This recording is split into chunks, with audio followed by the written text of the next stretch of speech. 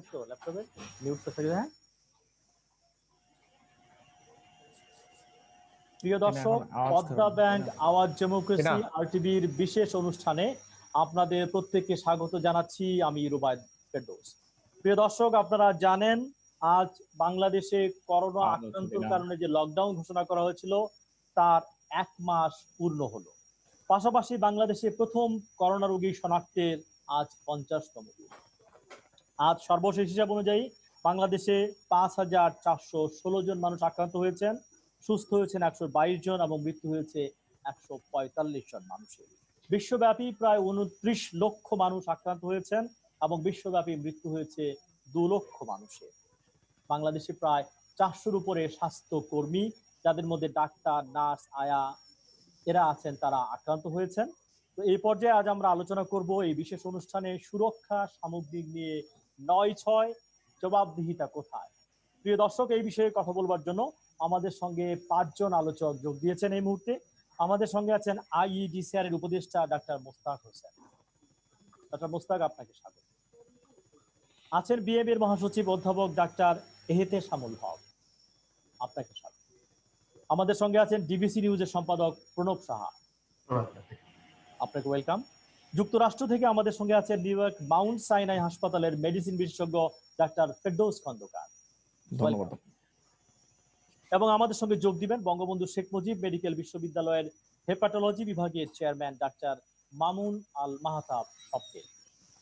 প্রিয় দর্শক, এই অনুষ্ঠানটি সরাসরি প্রচারিত হচ্ছে ফেসবুক এবং ইউটিউবে, এবং আপনারা চাইলে টেলিভিশনের পর্দায় দেখানো নাম্বারে প্রশ্ন করতে পারেন, আপনাদের মতামত জানাতে পারেন।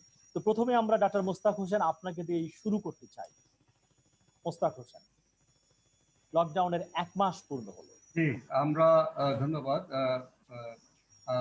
8ই মার্চ প্রথম রোগী শনাক্ত হয়, সেই হিসাবে 50 দিন বলেছেন, এবং আমাদের যে 26শে মার্চ সাধারণ ছুটি ঘোষণা, লকডাউন শব্দটা আমরা জনস্বাস্থ্য লোকেরা ব্যবহার করি না, এটা একটা প্রশাসনিক শব্দ। আমরা বলতে পারি যে ভৌগোলিক কোয়ারেন্টাইন করা হয়েছে, দেশব্যাপী চলাচলের নিয়ন্ত্রণ করে ঘরে থাকার যে উপদেশ দেওয়া হয়েছে, এবং যে সমস্ত জায়গায় ক্লাস্টার ছিল এবং এখনো আছে সেসব জায়গায় সামাজিক কোয়ারেন্টাইন করা হয়েছে। 1 মাসের ভেতরে আমরা সেই সময় ছিল কিন্তু দ্বিতীয় স্তর মহামারীর, জনগণ খুবই উদ্বিগ্ন হয়ে পড়েছিল।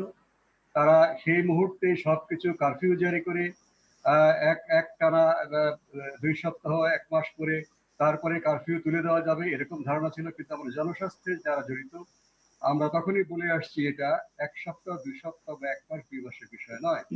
আমাদেরকে এমন ভাবে বিধিনিষেধ জারি করতে হয় যেন এটা টিকে থাকে দীর্ঘদিন, বেশ কয়েক মাস।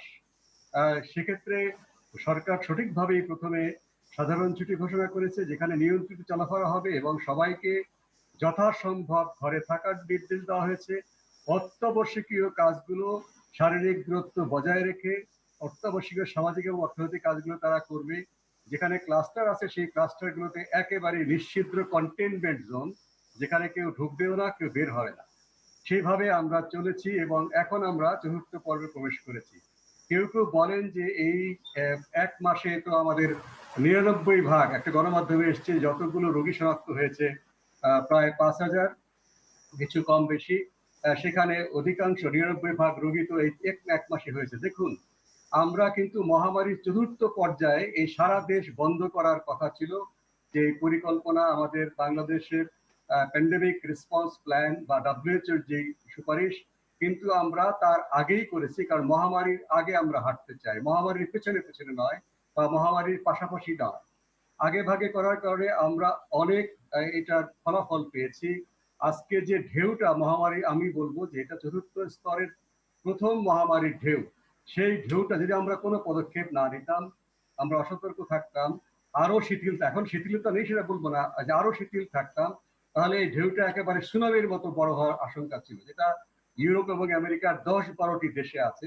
পৃথিবীর অধিকাংশ দেশে কিন্তু সুনামি হয়নি। পৃথিবীর অধিকাংশ দেশে বাংলাদেশের মতোই অবস্থা আছে। এই ঢেউটার মাথাটা কিন্তু এখনো নিচু, এটা বলতে পারেন যে ফ্ল্যাটেন্ড। কিন্তু ফ্ল্যাটেন্ড আজকে বলছি, কালকে যে ফ্ল্যাটেন্ড থেকে একেবারে শীর্ষে যাবে না আমি সেটা নিশ্চয়ই বলবো না। সেটার প্রস্তুতি থাকতে হবে, সেটা ঠেকানোর চেষ্টা করতে হবে। সে চেষ্টা সবাই করছে, জনগণ করছে, সরকার করছে, স্বাস্থ্য বিভাগ করছে।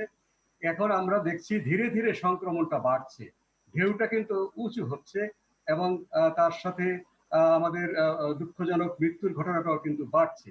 কাজেই এখনো কিন্তু সারা দেশে ছোট ছোট ঢেউ আছে। মাদারীপুরে ঢেউটা মিলিয়ে গেছে, নারায়ণগঞ্জে ঢেউটা উঠেছে, ঢাকার টোলারবাগে ঢেউটা মিলিয়ে গেছে, ওয়ারিতে উঠেছে, বাসাবোতে ঢেউটা মিলিয়ে যাচ্ছে, হাজারীবাগে উঠেছে। এই ছোট ছোট ঢেউ উঠছে এবং কমে যাচ্ছে। এতে হয় কি, ঢেউটা চওড়া হচ্ছে বেশি, কিন্তু ঢেউটা খুব বড় আকারে যাচ্ছে না, ফলে ক্ষয়ক্ষতিটা কিন্তু সেই পরিমাণে হচ্ছে না, কিন্তু আমাদের দীর্ঘস্থায়ী একটা কষ্টকর প্রক্রিয়া যেতে হচ্ছে। কাজেই এই দীর্ঘস্থায়ী কষ্টকর প্রক্রিয়া যেতে হলে আমাদের খুবই সাবধানে সতর্কভাবে পথ চলতে হবে। আমাদেরকে আমাদের চলাফেরার নিয়ন্ত্রণটা মানতে হবে এবং যেগুলো খুব জরুরি কাজ সেগুলো কিন্তু আমাদের স্বাস্থ্যবিধি কড়াকড়ি ভাবে মানতে হবে। আমরা যদি একটু শৈথিল্যতা দেখাই তাহলে কিন্তু আমাদের সেই শৈথিল্যতার সুযোগে, কোনো হঠকারী পদক্ষেপের সুযোগে কিন্তু আমরা ইউরোপ আমেরিকার মতো ঢেউটা শেষে সুনামিতে পরিণত হবে। সেটা নিয়ন্ত্রণ করবার সময় কিন্তু আমাদের এখনো আছে। সারা দেশে ছড়িয়ে পড়া ছোট ছোট ঢেউ, সেগুলো যোগ করে জাতীয় পর্যায়ে আমরা দেখছি ঢেউটা আমরা দেখা যাচ্ছে যেটা এখনো প্রতিদিন 350 থেকে 400, 450 হচ্ছে, বাড়ছে। আমরা নিশ্চয়ই সক্ষম হব সবাই মিলে। জি,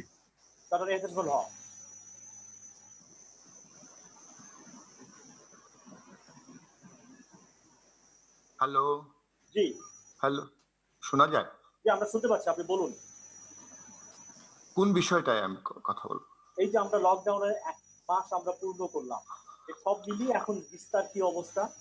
আজকে আপনি জানেন যে প্রায় গাজীপুরের দিকে 1000 গার্মেন্টস খোলা হয়েছে এবং সেখানে লোকজন কাজকর্ম করছে, এবং গার্মেন্টস এর শ্রমিকরা বলছে যে স্বাস্থ্যবিধি ঠিক সেই হতে মানা হচ্ছে না, কিন্তু বিজিএমএ থেকে বলা হচ্ছে যে না, স্বাস্থ্যবিধি মেনেই তাদেরকে আসলে কাজ করা হচ্ছে। বিবিসি এটা রিপোর্ট। আমি দুটো বিষয় সংযোজন করতে চাই। প্রথম যে বিষয়টি আপনি উপস্থাপন করেছিলেন যে স্বাস্থ্যকর্মীর সংখ্যা, সেখানে স্বাস্থ্যকর্মীর সংখ্যা, আক্রান্তের সংখ্যা কিন্তু অনেক বেশি। আমাদের কাছে থাকা হিসাব মতে প্রায় 276 জন শুধুমাত্র চিকিৎসকই কোভিড পজিটিভ আক্রান্ত হয়েছেন। এছাড়াও 160 জন নার্স এবং 240 জন অন্যান্য স্বাস্থ্যকর্মী, অর্থাৎ সর্বসাকুল্যে এই মুহূর্তে আজ পর্যন্ত 623 জন স্বাস্থ্যকর্মী আক্রান্ত হয়েছেন। আমরা একটু আগে আমাদের জনস্বাস্থ্য বিশেষজ্ঞ ডক্টর মোস্তাক হোসেনের আলোচনা শুনছিলাম, তিনি এই বিষয়ে বিশেষজ্ঞ, তিনি বিস্তারিত বলেছেন।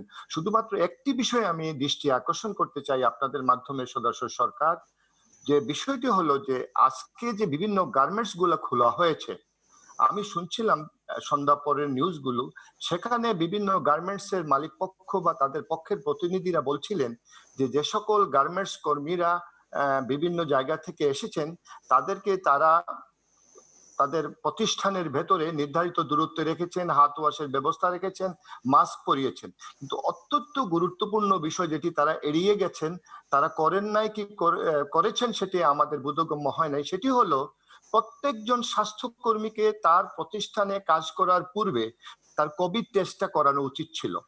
অর্থাৎ স্বাস্থ্যকর্মী একজন যদি কোভিড পজিটিভ নিয়ে সেই জায়গায় ঢুকে যায়, তিনি যদি 3 ফিট দূরেও থাকেন, তিনি যদি মাস্কও পরেন, তারপরেও তার থেকে কিন্তু পুরো সেই প্রতিষ্ঠানের স্বাস্থ্যকর্মীদের বিষয়টি ছড়িয়ে যাওয়ার আশঙ্কা রয়েছে। সুতরাং আমি বলবো দেশের অর্থনীতির প্রয়োজনে বা দেশের বৃহৎ প্রয়োজনে হয়তো সদস্য সরকার সে বিষয়টি সিদ্ধান্ত নিয়েছেন, কিন্তু তাদের যে স্বাস্থ্য ব্যবস্থাপনার বিষয়গুলো কিন্তু অত্যন্ত মনোযোগ দিয়ে সেটি কাজ করতে হবে। আর তাদের বেশিরভাগ কর্মী গাজীপুর, কিশোরগঞ্জ এইসব এলাকা থেকে এসেছেন। আমরা জানি গাজীপুর এই মুহূর্তে একটা হটস্পট, এই জায়গায় প্রচুর পরিমাণে স্বাস্থ্যকর্মী এবং সাধারণ জনগণও কিন্তু আক্রান্ত হয়েছে। গাজীপুরের আশেপাশে বিশেষ করে বৃহত্তর ময়মনসিংহে করোনা পরিস্থিতি কিন্তু বেশি ভালো নয়। সুতরাং তাদেরকে এনে হয়তোবা আমাদের অর্থনীতির চাকা কিছুটা সচল হবে, কিন্তু করোনা বিষয়ে কতটুকু আমরা ভোগান্তিতে পড়ব সময়ই বলে দিবে। তবে যদি তাদের প্রত্যেকেরই কিন্তু যদি টেস্ট গুলো করে নেওয়া হয় কোভিড আক্রান্ত কিনা তারা, আর কোভিড আক্রান্ত সেই শ্রমিককে যদি আইসোলেটেড করে দেওয়া হয়, তাহলে আমার মনে হয় জিনিসটা একটু আমাদের নিয়ন্ত্রণের মধ্যে। আপনার জন্য সেটা হচ্ছে বলা হচ্ছে এই সময় ডাক্তার, আপনি বলেন যে প্রায় 600-র মতো আমাদের হচ্ছে যারা স্বাস্থ্যকর্মী তারা আক্রান্ত হয়েছে এবং তাদের সংখ্যা বাড়ছে, কয়েকজন মারাও গেছেন। এই সময় তাদের সুরক্ষাটা খুব গুরুত্বপূর্ণ, কিন্তু আমরা দেখছি তাদের সুরক্ষার জন্য যে ধরনের মাস্ক দেওয়ার কথা, N95 কিংবা তাদের যে পিপিই বলা হচ্ছে, সেইটার কোয়ালিটিতে ঘাটতি আছে। যারা সাপ্লাই দিচ্ছে দেখা যাচ্ছে আসলে N95 নাই, তার মধ্যে হচ্ছে সার্জিক্যাল মাস্ক পাওয়া যাচ্ছে। কিংবা পিপিই কে বলা হচ্ছে রেইনকোট দেওয়া হচ্ছে। এইটা কতটা গুরুত্বপূর্ণ আসলে এই সময় যে প্রতারণা হচ্ছে এক ধরনের, যা দেওয়ার কথা সেটা না দিচ্ছে, এটা তো একটা ঝুঁকির মধ্যে ফেলে দিচ্ছে আমাদের এটা স্বাস্থ্যকর্মীরা। তো খুবই গুরুত্বপূর্ণ। আমি জানি না স্বাস্থ্য সামনে আনতে হয়েছে, আপনি দেখেছেন। আমি জানি না স্বাস্থ্য ব্যবস্থা এই মুহূর্তে যারা নিয়ন্ত্রণ করছেন, আমাদের ডিজি, সচিব এবং মন্ত্রী মহোদয়, তারা বিষয়টি কতটুকু গুরুত্বের সাথে নিচ্ছেন। কারণ প্রত্যেকটা গণমাধ্যম এবং প্রত্যেকজন চিকিৎসক, বিশেষজ্ঞ চিকিৎসক যারা আপনাদের এখানে আসতেছেন, সবাই এই বিষয়টি দৃষ্টি আকর্ষণ করছেন।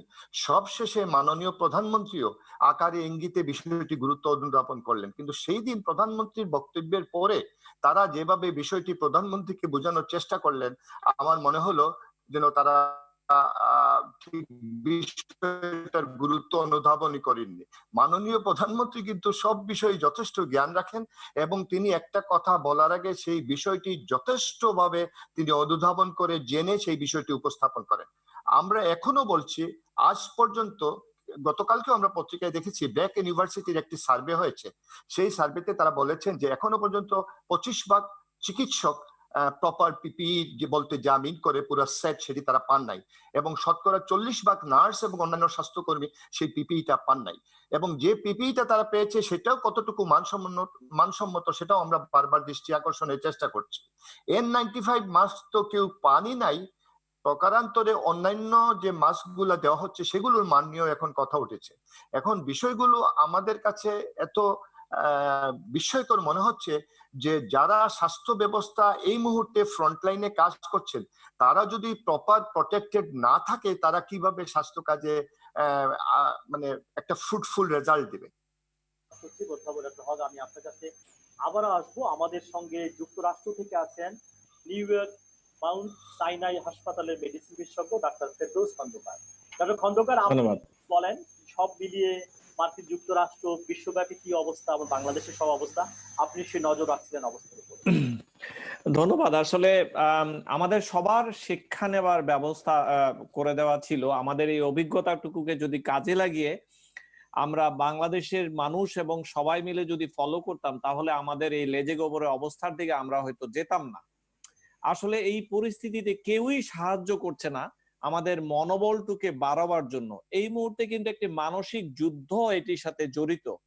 সবাই যার যার জায়গা থেকে যদি আমরা চেষ্টা করতাম, তাহলে কিন্তু আমাদের এই অবস্থা হয় না। দেখুন, সরকার তার জায়গা থেকে চেষ্টা করেছে, মাননীয় প্রধানমন্ত্রী কিন্তু তার যে ইচ্ছা সেইটি ভালো করেই উনি মেনটেন করছেন। কিন্তু প্রথম ধাপে বিজেএমই কি করলো দেখুন, একটি মনোবলের উপর একটি বড় আঘাত আসলো, এত হাজার হাজার লক্ষ লক্ষ কর্মী মুভ করানোতে। তারপর জনস্বাস্থ্য যেটি করলো, যে ঠিক আছে ওনারা বলছেন যে তাড়াহুড়ো হয়ে গেছে, আমরা এনেছি, কিন্তু এই টেস্টগুলো অলরেডি ফ্রান্স থেকে ফেরত গিয়েছে। বিভিন্ন ইন্ডিয়া বলেছে আমরা চাই না এটি।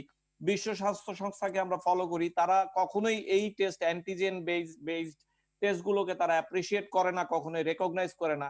তো হঠাৎ করে জনস্বাস্থ্য এই যে এই গণস্বাস্থ্য এটি যেটিকে আনলো, ভালো কথা ওনারা এনেছেন, এনে এত মিডিয়াতে ওনাদের তো যাবার কথা ছিল না। এখানে এই যে মিডিয়াতে এত বেশি করে ওনারা বলছেন যে সরকারকে দিচ্ছি, কেন প্রয়োগ হচ্ছে না, এখানের পিছনে আমি সায়েন্স আসলে দেখি নাই কোনো।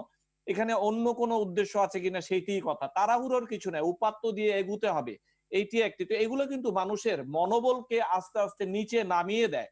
তারপরে যে N95 এর ব্যাপার যেটি হলো, এইটি দিয়েও কিন্তু মনোবল ভেঙে যাচ্ছে। স্বাস্থ্যকর্মীরা সবাই এফেক্টেড হচ্ছে এগুলো দেখে। প্রথম পর্যায়ে ওনাদের কাছে ছিল না, তারপর আসলো 2 নাম্বার, তারপর আসতেছে যে এখন পুরো আমরা ব্যবস্থায় ভেঙে পড়ছে। এটি ঠিক নয়। তার উপর দিয়ে সাধারণ মানুষ কতটুকু মানছেন সেইটিও কিন্তু একটি বড় ব্যাপার। আর এই মুহূর্তে আমরা যে অর্থনীতির কথা বলে কিছু কিছু জায়গা চালু করে দিচ্ছি, ইপিজেড খোলা আছে, গার্মেন্টস খুলতে যাচ্ছি, কিসের অর্থনীতি? আমি তো মনে করি আগামী 2 মাস আমাদের অর্থনীতি আমরা এইভাবে জোড়াতালি দিয়ে চালাতে পারবো না। ডক্টর ফাউচি তো বলেছিলেন আমরা এরকম অর্থনীতি আমরা কখনো চাই না। এই মুহূর্তে মানুষ বাঁচতে হবে, সেইটি হচ্ছে আসল কথা। এখন অর্থনীতি নিয়ে কোনো কথা বলার কোনো সুযোগ নেই।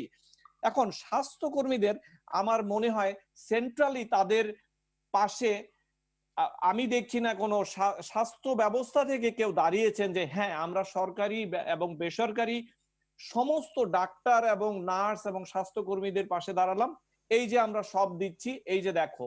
কোথাও একটা গ্যাপ আছে আমার কাছে মনে হচ্ছে এই জায়গাটিতে।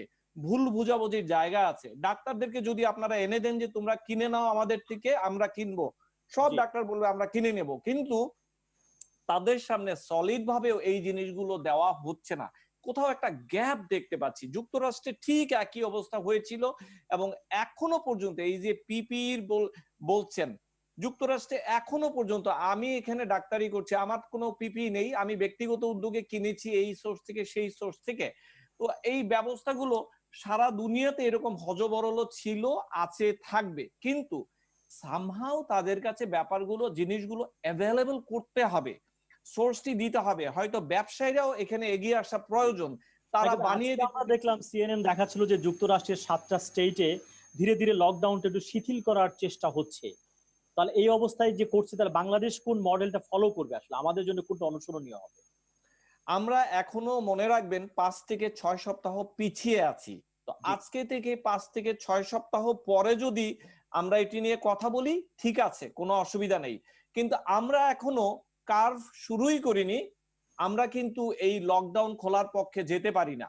মানবিকতা আগে, মানুষ আগে বাঁচতে হবে, অর্থনীতি আরো পরে কথা বলবে। আমরা বাঁচার জন্য আমরা লড়াই করব আগে। ঠিক 5 সপ্তাহ আগে যুক্তরাষ্ট্র কিন্তু এই অবস্থায় ছিল। যেটি বলছিলাম পিপিই নিয়ে, ডাক্তারদের পাশে সবাই মিলে দাঁড়ানো উচিত। আমরা সেই জায়গাটিতে এত বেশি লুপহোল দেখতে পাচ্ছি যে তাদের মনোবল সত্যি ভেঙে গিয়েছে বা যাচ্ছে। তারা নিজেরা পিপিই কিনতে রাজি আছে, কিন্তু তাদের কাছে এটা অ্যাভেলেবল করতে হবে। যেটি বলছিলাম, ব্যবসায়ীরা এই মুহূর্তে এগিয়ে আসা উচিত। এয়ারফোর্সের প্লেন যেভাবে গিয়ে নিয়ে এসেছে, এরকম 10টি প্লেন বিভিন্ন জায়গা থেকে নেওয়া উচিত বলে আমি ব্যক্তিগতভাবে আমি বিশ্বাস করি। সরকার অনেক সুযোগ দিয়েছে স্বাস্থ্য ব্যবস্থাকে কাজ করার নিজস্ব নিয়মে, কিন্তু আমরা কেন যেন হেলথ অ্যাডমিনিস্ট্রেটররা মনে হয় এই ল্যাঙ্গুয়েজ গুলো বুঝতে পারিনি। পরে হয়তো আমার ধারণা সরকার একটি সময় এমন একটি কঠিন অবস্থানে যাবে, তখন হয়তো কারো কথাই শুনবেন না। মানে লকডাউন কখন তোলা যায়, কি ধরনের মডেল ব্যবহার করছে, কখন তোলা যাবে আসলে? সংখ্যাটা কি জিরোতে নেমে আসলে, নাকি ভ্যাকসিন আবিষ্কার হলে কখন লকডাউন উঠানো হবে আসলে? লকডাউন, দেখুন, এই মৃত্যুর সংখ্যাটি আস্তে আস্তে কমতে হবে, নতুন এই কমাটা কত রোগী কমতে শতাংশ, কত হবে। পার্সেন্টেজ আছে কিনা, কোন মডেলিং আছে কিনা? না, এখনো কোনো মডেল, এখনো ভেগ শব্দ, কমাতটা ভেগ শব্দ, সায়েন্স কি বলে? আমরা এখনো পিকই দেখিনি, তো সেই জায়গাতে যাবার এখনো কোনো সুযোগই আমাদের আসেনি। আমরা এখনো পিক থেকে আমার মনে হচ্ছে 2 থেকে 3 সপ্তাহ দূরে আছি। সো এই যে চিন্তা ভাবনা গুলো করা যে এখনই লকডাউন শিথিল, এইটি করেও কিন্তু আমরা মনোবলের মাজা ভেঙে দিচ্ছি। এই জায়গাগুলোতে কিন্তু আমাদের পরিবর্তন আসতে হবে। পৃথিবীর কোন কোন দেশ লকডাউন না করে মোকাবেলা করেছে, যেমন সিঙ্গাপুরের কথা জানেন, সাউথ কোরিয়ার কথা জানেন, জাপানও কিন্তু ট্রেন বাস পরিবহন বন্ধ করে নাই। তাদের মডেলটা কতটা অনুসরণযোগ্য আসলে? তাদের মডেলটি দেখুন, সিঙ্গাপুর এই মডেলটি ফলো করেছিল, ভালো ছিল, তারা কিন্তু আবার সাফার করতে শুরু করেছে। জাপানের মডেল দেখুন, তারা কিন্তু basically it's a very clean nation, তারা জানে how to maintain their own safety and security. আমরা কিন্তু সেই জিনিসটা এখনো জানি না। তারা সারা জীবনই তারা এই মাস্ক ব্যবহার করেছে, হাইজিন পার্সোনাল লেভেলে ম্যানেজ করে এসেছে, তাদের স্বাস্থ্য ব্যবস্থা অনেক স্ট্রঙ্গার দেন আস। তাই আমরা ঠিক তাদের মডেল ফলো করতে গেলে আমরা বোধহয় পিছিয়ে পড়বো। আমরা হয়তো কেরালার মডেল আমরা ফলো করতে পারি, কিন্তু সেখানে যে এই যে কেসগুলোর পেছনে দৌড়ানো, সেখানে বাংলাদেশের মডেলে আমরা আসলে পারিনি। 16 কোটি মানুষ আমরা কিভাবে সামাল দিব? ভ্যাকসিন আবিষ্কারের খবরটা কত দূর পর্যন্ত আছে এখন, কোন পর্যায়ে? আচ্ছা, ভ্যাকসিনের ব্যাপারটি আমি মনে করি যে ভ্যাকসিন নিয়ে আমরা একটু বেশি কথা বলে ফেলছি সবাই। দুনিয়াতে এমন কোনো ভ্যাকসিন বের হয়নি যেটি 6 মাসের মধ্যে বাজারে এসেছে, এটি সত্যি হয়নি। এমন অনেক ভাইরাস আছে যাদের বিরুদ্ধে আমরা ভ্যাকসিন তৈরি করতে পারিনি 60 বছর ধরে। তারপরও বলছি, এখানে বেশ কয়েকটি জায়গা থেকে এটি এখন হচ্ছে, আপনার ট্রায়াল হচ্ছে, কিন্তু এই ট্রায়াল গুলো আসতেও তো সময় লাগবে। এটি শুধু দিলেই হবে না, সেফটি, এফিকেসি, ম্যাস প্রোডাকশন, তারপরে ফ্রন্টলাইনাররা পাবে, তারপর জেনারেল লাইনরা পাবে। আমার মনে হয় না যে 1 থেকে 1.5 বছর আগে আমরা এইটি নিয়ে কথা বলতে পারবো। অনেক ধন্যবাদ। আমি একটু যাব আমাদের সঙ্গে সাংবাদিক প্রণব সাহার কাছে। দুটো প্রশ্ন সামনে আসে, একটা হচ্ছে মানুষের জীবন, আর একটা হচ্ছে জীবিকা। তো অর্থনৈতিক ভাবে মানুষের জীবিকা যদি বন্ধ হয়ে যায়, সেটাও মানুষের জীবন অনেক বড় ক্ষতি করে। আবার এই মুহূর্তে আমাদের সবচেয়ে বড় হচ্ছে জীবনের প্রশ্ন, যে যার মধ্যে কিন্তু নিম্নবিত্ত শ্রেণী, গার্মেন্টস এর শ্রমিকদের এই যে আনা নেওয়া আছে, গার্মেন্টস গুলা সবকিছু প্রশ্ন, জীবন এবং জীবিকা, এর মধ্যে আমরা আটকে গেছি আসলে। আপনি আলোচনাটাকে কিভাবে এগিয়ে নেবেন মিস্টার প্রণব সাহা? রোবাত, আপনাকে ধন্যবাদ। জীবন এবং জীবিকার কথা বলবেন, তা কোনটা আগে? আমার জীবন বাঁচলে তো আমি জীবিকা, আর জীবিকা করতে হবে জীবন বাঁচানোর জন্য, তার আগে তো জীবনটা। যদি আমাদের চিকিৎসক যুক্তরাষ্ট্র থেকে বলে। আমি মনে করি আগে জীবন, একটি জীবন 5 দিন না খেয়ে কিন্তু সে বাঁচতে পারবে, কিন্তু সংক্রমিত হয়ে গেলে কিন্তু তাকে বাঁচানো যাবে না। আমাদের স্বাস্থ্য ব্যবস্থা যা অবস্থা, আমি সেজন্য মনে করি আমাদের জীবনকে আগে গুরুত্ব দিতে হবে। কিন্তু আজকে আমি ডক্টর সেলিম জাহানের লেখা পড়ছিলাম, তিনি বলছেন এই দুটোর মধ্যে কোনো বিরোধ নাই, এই দুটোকে সমন্বয় করে ম্যানেজ করা সম্ভব। পরিপূরক, আমার সামনে আছে, পরিপূরক, অবশ্যই সমন্বয় করতে হবে। কোনটা যেটা আমার জীবনের ঝুঁকি বাড়াবে আমি কি সেটি করব, নাকি জীবনের ঝুঁকি কমিয়ে আমি জীবিকা করব? সেই প্রশ্নটা কিন্তু আমাদের খুব জোরালো ভাবে ভাবতে হবে। অবশ্যই সমন্বয় করতে হবে, কিন্তু সেই সমন্বয় কার সাথে কার? আগে আমি বেঁচে থাকবো, তারপরে আমি বেঁচে থাকার জন্য যতটুকু আমার রসদ দরকার আমি সেটি সংগ্রহ করব, সেটুকু সংগ্রহ করার জন্য যা দরকার আমি সেটি করব। আগে তো আমাকে বেঁচে থাকতে হবে। আপনি বেঁচে থাকতে পারলে, সুস্থ থাকলে আপনি বাজারে গিয়ে কিছু কিনতে পারবেন। আর যদি সবাই মিলে আক্রান্ত হই, তাহলে কে কে কি কিনবে, উৎপাদন করে তখন কি হবে? আর যেটি আমাদের চিকিৎসকরা, জনস্বাস্থ্য বিশেষজ্ঞরা বলছেন যে আমাদের তো ঝুঁকিটাই শেষ হয়নি। আমরা কেন এত অস্থির হলাম? আমাদের 26 তারিখে লকডাউন হয়েছে, আমরা কেবলমাত্র আরেকটি 26 তারিখে পড়েছি, মাত্র 1 মাস। আপনি জানেন যে আমাদের 8 মাস শনাক্ত হয়েছিল, 50 দিনের মাথায় আমরা 5000 অতিক্রম করেছে আমাদের আক্রান্তের সংখ্যা, শনাক্ত সংখ্যা। আমি আক্রান্ত বলি না, আমি সবসময় বলি শনাক্ত, কারণ কত রোগ আক্রান্ত হয়েছেন সেই পরিসংখ্যান কিন্তু কেউ বলতে পারবেন না। আমরা যা পাই সেটাকে আমরা শনাক্ত বলি, এবং আমরা অনেক বলতে বলতে এখন তারা শব্দটা হয়তো পরিবর্তন করেছেন, যে শনাক্ত করেছি আমরা, এত আক্রান্ত না, আক্রান্ত এর থেকে বেশি, এই ব্যাপারে কোনো সন্দেহ নাই। এর জন্য হয়তো বিশেষজ্ঞ হতে হবে না, নিশ্চয়ই আক্রান্ত এর থেকে বেশি।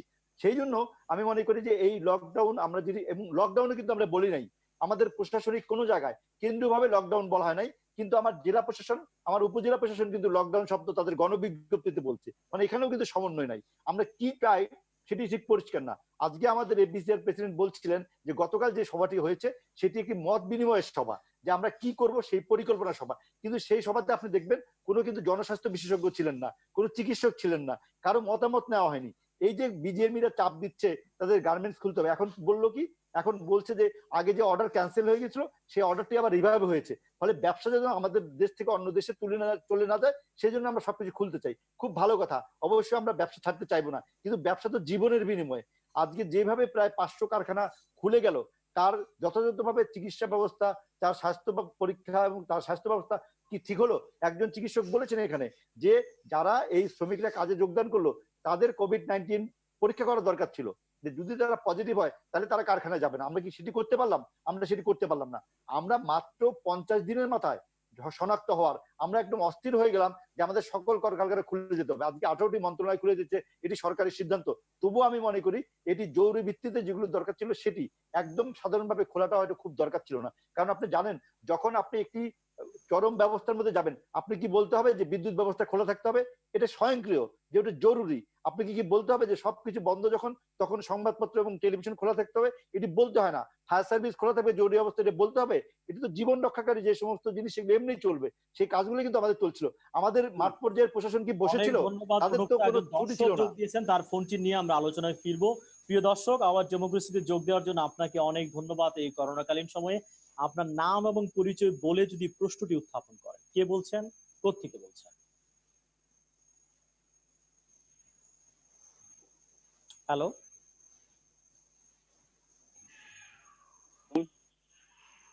জি বলুন।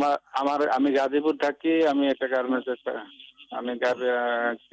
চাকরি করি, কিন্তু দেখা গেছে আপনার আর বলা হচ্ছে যে প্রোটেকশন নিয়েই গার্মেন্টস এর ভিতরে ঢুকানো হচ্ছে নিয়ে প্রোটেকশন গ্যাপ তো মনে হয় যে 5 আঙ্গুল দূর পর্যন্ত গ্যাপ থাকে না একটা লোক ঢুকছে। আর কি করে, তো ব্লিচিং পাউডার মেরে তারপর ভিতরে ঢুকানো হয়। ঢুকানো হওয়ার পরে তারপর যে তার দূরত্বটা যে বজায়ের কথা বলতেছেন আপনারা, যে সামাজিক দূরত্ব, আমরা তো দেখতেছি সামাজিক দূরত্ব না, ওখানে তো আমাদের নেওয়া হচ্ছে মারার জন্য। এখানে তো মালিকরা কি যায়? মালিকরা তো ভুলেও যায় না, কারণ তারা যাবে কেন? কারণ আমরা অসুস্থ হবো, তারা ভিতরে যে অসুস্থ হবে কেন? সুস্থ হওয়ার দরকার আছে। আমরা মরলে আমাদের মতো লোক পাওয়া যাবে, তাকে আমরা তো অসহায়। কোনো মালিক বলতে পারবে যে হ্যাঁ আমি গেছি ভিতরে, আমি যে, কারণ তারা তো জানলে ওইটার ভিতরে গেলে কার করোনা আছে টেস্ট হচ্ছে না। ওই যে কপালে ধরে, আমি তো অতটুকু বুঝি না, আপনার যে টেস্টটা ধরে যে টেস্ট করা হয়, যেটা তাপমাত্রা মাপা হয় কোন ফ্যাক্টরিতে, এটা বলা হচ্ছে হয়তো বা একটা হাতে গোনা। অনেক ধন্যবাদ মুস্তাক ভাই। যদি বলেন, গাজীপুর থেকে একজন গার্মেন্টস এর ভুক্তভোগী, তিনি বলেছেন যে আসলে ভেতরে ঢুকানো হচ্ছে কিন্তু সামাজিক দূরত্ব ছিল যে 5 আঙ্গুল দূরত্ব থাকছে না আসলে। কিন্তু গার্মেন্টস এর মালিকদের পক্ষ থেকে তাদের সংগঠন বলা হচ্ছে যে স্বাস্থ্যবিধি মেনেই তাদের ফ্যাক্টরি গুলা খোলা হচ্ছে, শ্রমিকরা কাজ করছে। তো এই কথার মধ্যে একটা মালিক শ্রমিক এরকম একটা দ্বান্দ্বিক সম্পর্ক আমরা খুঁজে পাচ্ছি। ডাক্তার মুস্তাক হোসেন, আপনি যদি বলেন।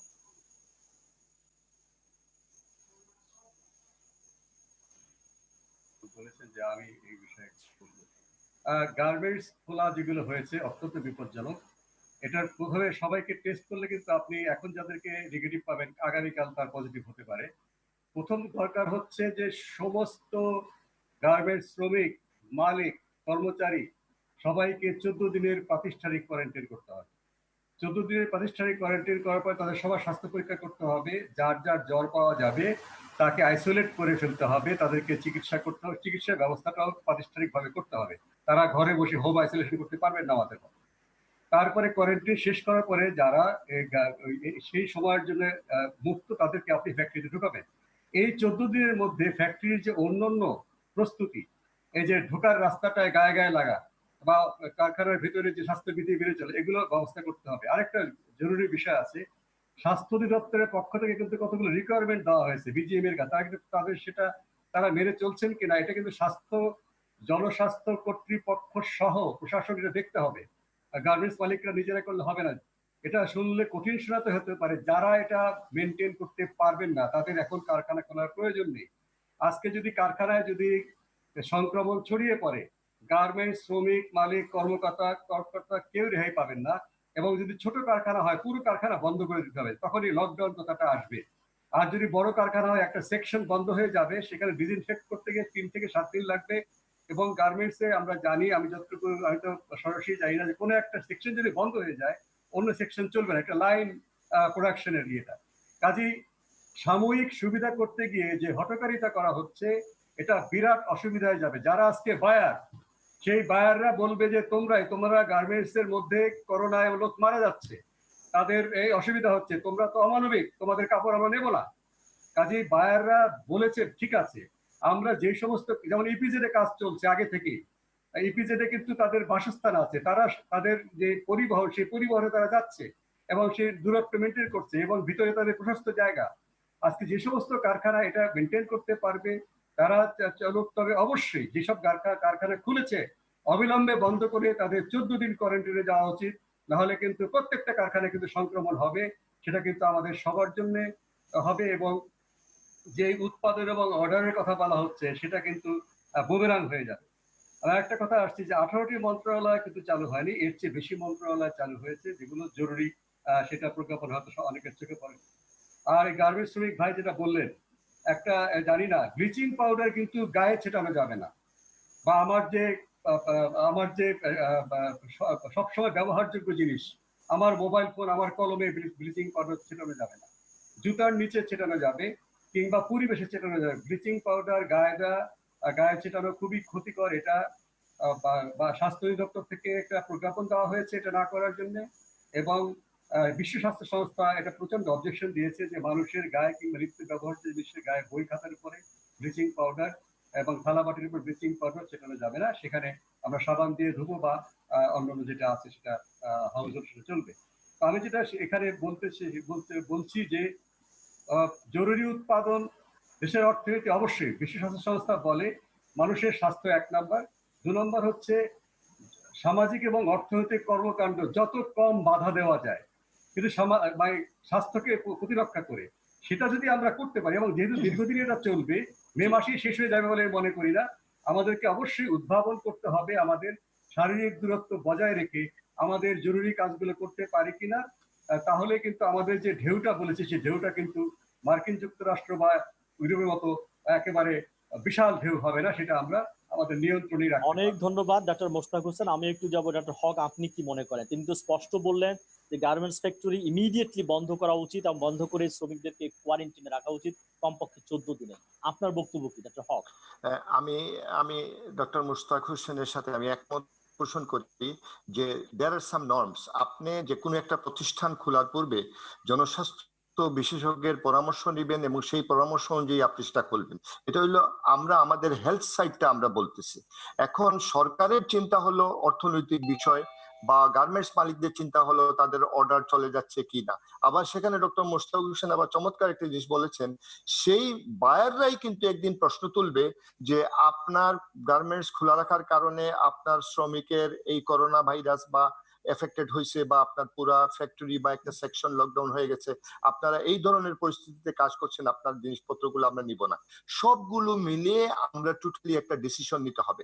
যদি আমাদের খুলতেই হয় তাহলে কিন্তু মোশতাক সাহেব যেটি বলেছেন, আবশ্যিকভাবে তাদেরকে শুরুতেই কিন্তু 14 দিনের কোয়ারেন্টাইন করতে হবে। 14 দিন পরে সবার টেস্ট করবেন, তারপরে ভিতরে ঢুকবেন। ভিতরে যেটা শ্রমিক আমার ভাই বললেন যে যেটা গায়ে গায়ে লেগে যায়, সেই ধরনের ফ্যাক্টরি খোলার তো কোনো প্রয়োজনীয়তা বা কোনো প্রয়োজন আছে বলে মনে করি না। কারণ যদি মাস এফেক্টেড হয়ে যায়, এটার কিন্তু পরবর্তী পর্যায়ে এটা কিন্তু সেই গার্মেন্টস এর মধ্যে সীমাবদ্ধ থাকবে না, এটা যে কোনো একটা মহল্লা, একটা পাড়া, একটা জেলা নিয়েই কিন্তু এটা আমাদের কিন্তু খারাপ দিকে আমরা চলে যাবে। এমনকি আমরা দেখছি গার্মেন্টস শ্রমিকদের মাধ্যমে এই আলোচনাকে আমরা আরো এগিয়ে নিব, কিন্তু এই মুহূর্তে একটা ছোট্ট বিরতি। নারায়ণগঞ্জ থেকে অন্য জেলায় সংক্রমিত আপনারা দেখছিলেন আওয়াজ ডেমোক্রেসি আরটিভির বিশেষ অনুষ্ঠান। আমরা কথা বলছিলাম করোনা সুরক্ষায় ব্যবস্থাপনার জবাবদিহিতা কত দূর। আমাদের সঙ্গে থাকেন, একটু পরেই আমরা আলোচনায় ফিরে আসবো আপনাদের প্রশ্ন এবং উত্তর নিয়ে। অনেক ধন্যবাদ সঙ্গে থাকবার জন্য। আমরা ফিরে আসবো।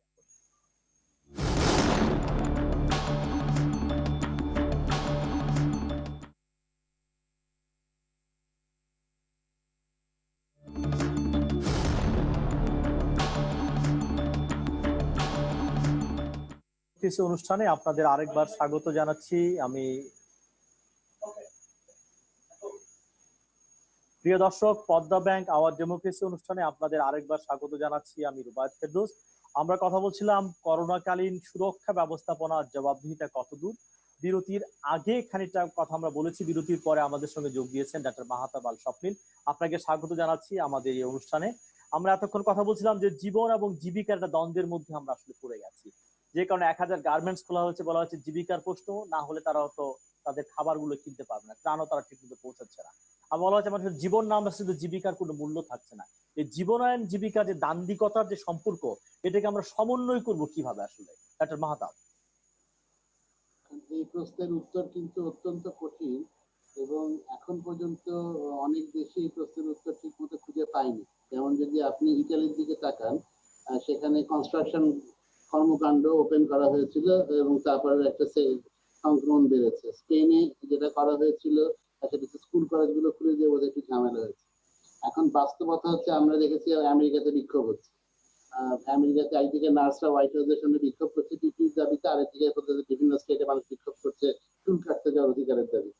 এখন এই দ্বন্দ্ব তো সোসাইটিতে থাকবে, এবং এটার জন্য কিন্তু আমার মনে হয় না কোনো ইউনিভার্সাল গাইডলাইন থাকবে।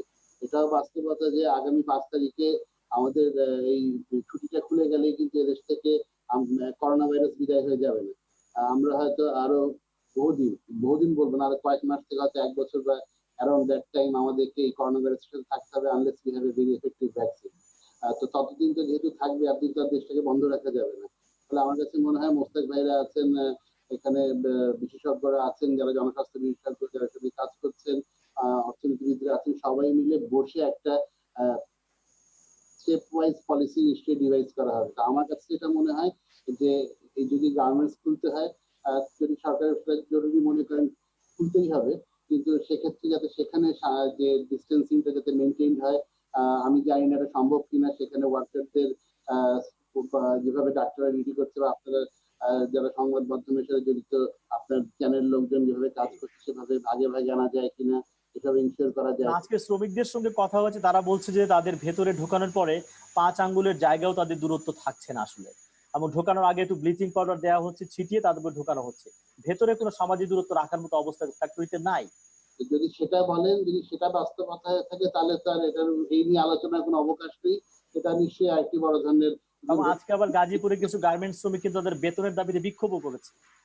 ফলে এই ধরনের ঘটনা যদি ঘটতে থাকে, তাহলে এটা নিয়ে তাহলে বিশেষজ্ঞ আলোচনার প্রয়োজন নেই। এটি এখন সবাই জানে, সবার এই জ্ঞান হয়ে গেছে। এক্ষেত্রে একটি সমস্যা আমরা দেখতেই পাবো। আমার টেস্ট নিয়ে আপনি যদি বলেন যে টেস্ট বাড়ানোর কথা বলা হচ্ছে, টেস্ট নিয়ে যদি একটু কথা বলেন, একটু বিতর্ক হচ্ছে যে অ্যান্টিবডি টেস্ট, অ্যান্টিজেন টেস্ট, এবং এখন যেভাবে পিসিআর টেস্ট হচ্ছে, সেটা নিয়ে একটা বিতর্ক তৈরি হয়েছে। আপনি যদি একটু খোলাসা করেন ডাক্তার স্বপ্নিল। দেখুন, এখানে আমার কাছে দুটো জিনিস মনে হয়। একটি হচ্ছে যে আপনি যে অ্যান্টিবডি টেস্টে যাবেন না আপনি পিসিআর টেস্টে থাকবেন। যদি আপনি আমাকে বলেন আমি পিসিআর টেস্টের পক্ষে শতভাগ আস্থা রাখবো। আমি কখনোই এই ধরনের অ্যান্টিবডি টেস্টকে আনতে বলবো না। এর জন্য কিন্তু খুব জ্ঞানী হওয়ার প্রয়োজন। এটা রিয়েল টাইম এক্সপেরিয়েন্স। যে সমস্ত দেশ ডায়াগনস্টিক পারপাসে এই ধরনের অ্যান্টিবডি টেস্টকে ব্যবহার করেছে, যেমন মার্কিন যুক্তরাষ্ট্র, ইটালি, স্পেন, তারা প্রত্যেকে কিন্তু এখন সাফার করছে। আরেকটি হচ্ছে এই ধরনের টেস্ট করতে প্রচুর false negative, false positive report দেয়। অর্থাৎ এমন অনেক মানুষ রিপোর্ট পাবেন যারা আসলে রোগাক্রান্ত কিন্তু তাদের রিপোর্ট নেগেটিভ এসছে। অনেক মানুষকে আমরা মনে করবো যে তাদের রোগ সেরে গেছে কিন্তু তারা আসলে রোগাক্রান্ত থাকবেন। এই ধরনের রোগাক্রান্ত ব্যক্তিরা যখন সমাজে ঘোরাঘুরি করবে তখন এরকম একটি ঘনবসতিপূর্ণ শহরে, যেমন এই গার্মেন্টসটির কথাই বলুন, যেখানে 5 আঙ্গুলের ঠাই রাখার জায়গা নেই, সেখানে যদি একজনও ব্যক্তি ভুল রিপোর্ট দিয়ে প্রবেশ করে হাজারে হাজারে লোক সেখান থেকে ইনফেক্টেড হবে। এই ঝুঁকি আমরা কিভাবে নিতে পারি? এটা তো আমার কাছে মনে হয় না কোনো যৌক্তিক বিষয়। ফলে আমি কখনোই এটার সমর্থক নই। এবং যদি আপনি আরো উদাহরণ দেখেন, স্পেন এবং চেক রিপাবলিকের মতো দেশ তাদের প্রায় $50 মিলিয়ন চায়না থেকে আমদানিকৃত কিট ফেরত দিতে বাধ্য হয়েছে। ভারতে যেখানে নিজেদের ডেভেলপ করা কিট সমস্ত নিয়ম নীতি মেনে ক্লিনিক্যাল ট্রায়াল শেষে অনুমোদন দেওয়া হয়েছিল, সেটি 7 দিনের মধ্যে স্থগিত করতে হয়েছে, কারণ এগুলো উল্টাপাল্টা রিপোর্ট দিচ্ছে। ফলে এই ধরনের কিট কোথাও আমার জানা মতে কোনো দেশে এখনো ডায়াগনস্টিক হিসেবে অনুমোদিত নয়। যারা কিছু কিছু ব্যবহার করতে দিয়েছে তারা সার্ভিলেন্সের কারণে। এই যেমন কথা হচ্ছে আপনি লকডাউন প্রত্যাহার করবেন কিনা, যেমন বলা হচ্ছে যে আমাদের মাদারীপুরে এখন কোভিড সংক্রমণ মুক্ত হয়ে গেছে, কিংবা আমাদের টোলারবাগে এখন আর কোভিড সংক্রমণ নাই।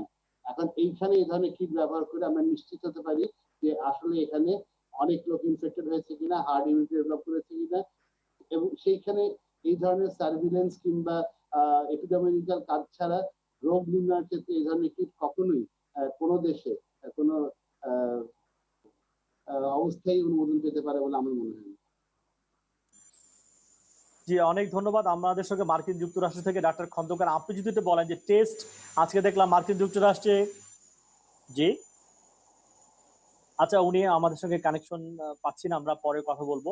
যে প্রণব সাহা যদি একটু আমার আলোচনাটা আমরা এগিয়ে নিয়ে আসলে, যে মানুষের ত্রাণের সমস্যা, গরিব মানুষের, প্রান্তিক মানুষের ত্রাণ পৌঁছে দেওয়ার সমস্যা।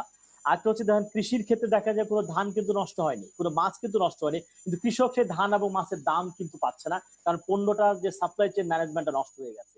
এইখানে করণীয় কি আছে? না, সেটি শুধু ধান না, দেখেন আপনি সবজি, আমাদের সবজি যেটা মাঠ থেকে উৎপাদন হচ্ছে সেটির দাম তারা পাচ্ছে না। এমনকি রংপুর অঞ্চলে, উত্তরাঞ্চলে দুধ ফেলে দিচ্ছে মানুষ, কারণ দুধের তো আর বন্ধ করা যাচ্ছে না, মুরগির ডিম পাড়া তো বন্ধ করা যাচ্ছে না। আমরা সেই জন্য বলেছিলাম যে সরকার, বিশেষ করে যারা ত্রাণের সঙ্গে যুক্ত আছে, স্থানীয় প্রশাসনকে যদি এটা উদ্যোগ দেওয়া হয় যে তারা এই সমস্ত ডিম তারা কিনে, তারা যারা খেতে পারছে না তাদেরকে দিবে, দুধ তারা কিনে তারা বিতরণ করবে। আমরা এটিকে এই কৃষকের যে সমস্ত উৎপাদিত পণ্য তার একটি দাম দেওয়ার একটা ব্যবস্থা করতে আমরা বলেছি, এবং সেটি এখনো করা সম্ভব। আপনি জানেন যে ধান কাটার একটি সমস্যা এখনো আছে, শ্রমিকের সমস্যা, সেই জন্য কিন্তু প্রশাসন থেকে উদ্যোগ নিয়ে কিন্তু হাওড় অঞ্চলে শ্রমিক পাঠানো হচ্ছে। এমনকি আমাদের আনসার ভিডিপি সদস্যরাও কিন্তু ওখানে গিয়ে ধান কেটে দিয়েছে। এটি একটি আমি বলবো যে ভলেন্টারি সার্ভিস হিসেবে কিন্তু সেই সমাধানটা আমরা কিছুটা করার চেষ্টা করছি। এবং সরকার হারভেস্টার মেশিন পাঠিয়েছে। হাওড় অঞ্চলে বৃষ্টি থাকা সত্ত্বেও সারা রাত জেগে সুনামগঞ্জের হাওড়ের মানুষ কিন্তু ধান কেটেছে ধানটা রক্ষা করার জন্য। আমি মনে করি এই উদ্যোগটা সবসময় করা উচিত, কারণ ঢাকা শহরে যে দামে আপনি সবজি কিনেন তার অনেক অনেক কম দামে কিন্তু এখন সবজি বিক্রি করতে বাধ্য হচ্ছে, বা কোথাও কোথাও ফেলে দিচ্ছে মানুষ। আমরা মনে করি সরকারের ব্যবস্থাপনার মাধ্যমে, এবং কেউ কেউ আমরা 2-1টি স্বেচ্ছাসেবী সংগঠনকেও জানি যারা সেই সবজি কিনে এনে ঢাকায় তারা বিতরণ করেছে বিনামূল্যে। এই উদ্যোগগুলো আমাদের বাড়ানো দরকার। একই সঙ্গে আমরা যেটা বলছি যে এই যে মানুষ আসছে, আমি প্রথমে বলছিলাম যে কেন আমরা সব কলকারখানা খোলার জন্য একটু পাগল হয়ে গেলাম। আমরা কি এখন পর্যন্ত বিনা খাদ্যে কাউকে মরতে কোনো খবর দেখেছেন? আপনি কি দেখেছেন যে 3 বেলার মধ্যে মানুষ 2 বেলা না খেয়ে আছে?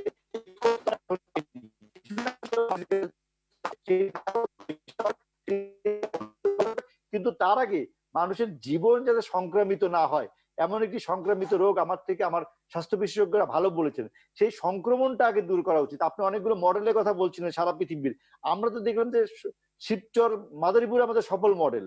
আমরা তো দেখছি যে টোলারবাগে কিছুটা হলেও আমরা দেখছি যে অনেকটা সফলতা এসেছে, ওখানে সংক্রমণ বাড়েনি। এইগুলো 2টি মডেল তো আমাদের হাতের সামনে আছে। আবার ব্যর্থতা যদি দেখেন, পুরোটাই নারায়ণগঞ্জ, এবং সেই নারায়ণগঞ্জের ব্যর্থতা কোত্থেকে আসলো? মূলত সেখানে গার্মেন্টস এর বিপদ। কারণ নারায়ণগঞ্জের কোনো স্থায়ী মানুষ নাই, সারা বাংলাদেশ থেকে এসে তারা গার্মেন্টসে কাজ করে। এই জন্য তারা যখন সারা দেশে গেল, সারা দেশে সেটা ছড়িয়ে গেল।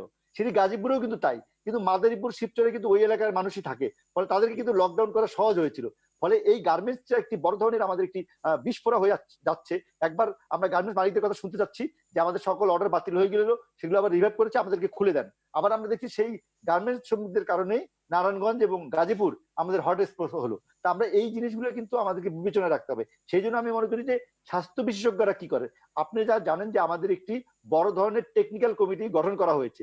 আপনি যে প্রশ্নগুলো করছেন আমাদের মুস্তাক হোসেনের কাছে, আমাদের বিএমএ মহাসচিবের কাছে, আমাদের ডাক্তার মাহাতবের কাছে, আমাদের সেই টেকনিক্যাল কমিটি কোথায়? তারা কি একদিন বসে আমাদেরকে বললো যে আমরা টেকনিক্যাল কমিটি, স্বাস্থ্য টেকনিক্যাল কমিটি আমরা এই সিদ্ধান্ত নিচ্ছি বা আমরা এই আমাদের সুপারিশ? আমরা কি গার্মেন্টস শ্রমিক খোলাদের ক্ষেত্রে 18টি মন্ত্রণালয় খোলার ক্ষেত্রে কি আমরা সেই টেকনিক্যাল কমিটির কোনো সুপারিশ পেলাম? আমরা কি তাদের কোনো বক্তব্য পেলাম? আমরা কি জানলাম যে তারা একটি বৈঠক করে আমরা এই ঢেউ আমাদের কোথায় আছে, আমাদের এখন করণীয় কি, সেই ব্যাপারে কিন্তু আমরা ওই একটি গেজেট ছাড়া ওই কমিটির কোনো কিন্তু মিটিং বা ওই কমিটির কোনো কিন্তু আমরা ব্রিফিং আমরা দেখছি না। আমরা বরঞ্চ গণস্বাস্থ্যের কিট নিয়ে গণস্বাস্থ্য কি বলছে, আমাদের ওষুধ প্রশাসন কি বলছে তা নিয়ে একটি বিতর্ক দেখছি আমরা, কিন্তু আমাদের সেই টেকনিক্যাল কমিটি অনেক ধন্যবাদ। এটা আমি আওয়াজ আমরা পাচ্ছি না। জিজ্ঞেস করবো, এই যে গণস্বাস্থ্যের কিট নিয়ে যে এক ধরনের বিতর্ক চলছে, এই বিষয়ে আপনি যদি বলেন যে তারা বলছে যে সরকারের তরফ থেকে তাদেরটা গ্রহণ করা হচ্ছে না, তারা দিতে চায় কিটটা যেন পরীক্ষা করা হয়, সেই জন্য ডাক্তার স্বপ্নিল আপনি যদি একটু মন্তব্য করেন।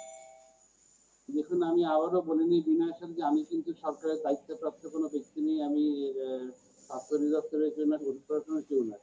আমার যেটা অভিজ্ঞতা এই ট্রায়ালের ব্যাপারে সেটা হচ্ছে বাংলাদেশে যে ওষুধটি এ পর্যন্ত ডেভেলপ করে ফেজ 1, ফেজ 2, ফেজ 3 ক্লিনিক্যাল ট্রায়ালের মাধ্যমে এদেশে রেজিস্ট্রেশন পেয়েছে, এদেশে রেজিস্ট্রেশন ছাড়া আরো 5টি দেশে রেজিস্ট্রেশন পেয়েছে, এবং যে ওষুধটি আমাদের ট্রায়ালের ভিত্তিতে এখন জাপানে ক্লিনিক্যাল ট্রায়ালে আছে এবং আমরা আশা করছি বছর 3 মধ্যে রেজিস্ট্রেশন পাবে। তার নাম হচ্ছে ন্যাজলেট। এই ওষুধের প্রিন্সিপাল ইনভেস্টিগেটর এবং কো ডেভেলপার, কো ইনভেন্টর আমি জানি। তখন আপনি একটু নিয়ে আসবেন, নতুন জিনিস নিয়ে আসবেন, তখন যে স্বাস্থ্য কেন্দ্র তাকে একটি ক্লিয়ার আমাদের সরকারের আছে, এর মধ্যে থেকে গণস্বাস্থ্য কেন্দ্র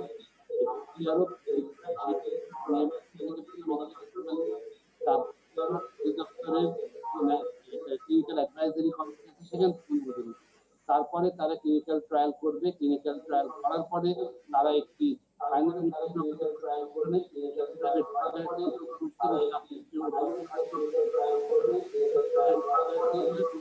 বাংলাদেশের জন্য স্বাস্থ্যের জন্য এটি আন্তর্জাতিকভাবে স্বীকৃত ক্লিনিক্যাল ট্রায়াল প্রসিডিউর এবং আমাদের দেশে আইন বলা এবং এখন যেটা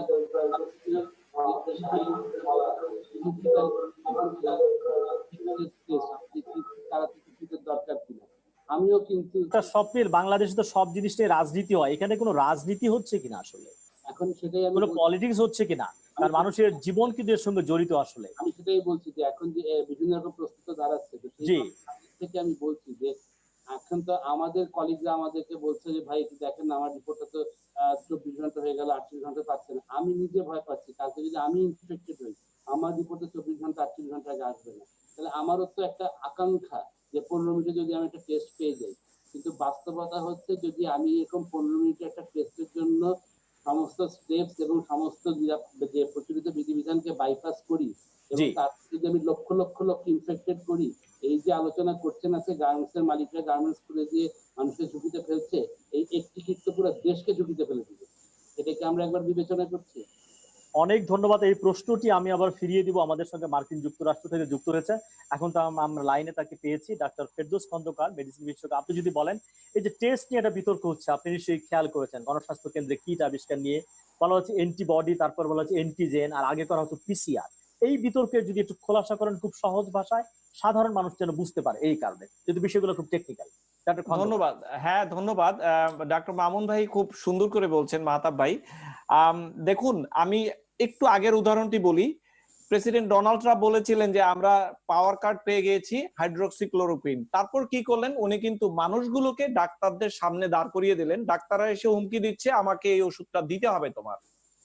ঠিক একই কাজ কিন্তু এই ব্যাপারটিতেও আসলো, যে অ্যান্টিজেন মেডিয়েটেড যে টেস্টিংটা, আপনার কি মনে হয় যুক্তরাষ্ট্র, যুক্তরাজ্য, ফ্রান্স এরা বসেছিল অ্যান্টিজেন নিয়ে, তারা কাজ করেনি? তাদের হাতেও যথেষ্ট সুযোগ ছিল এই টেস্টটিকে সামনে আনার, তারা কেন আনেনি? তাদের পেছনে তো যুক্তি ছিল।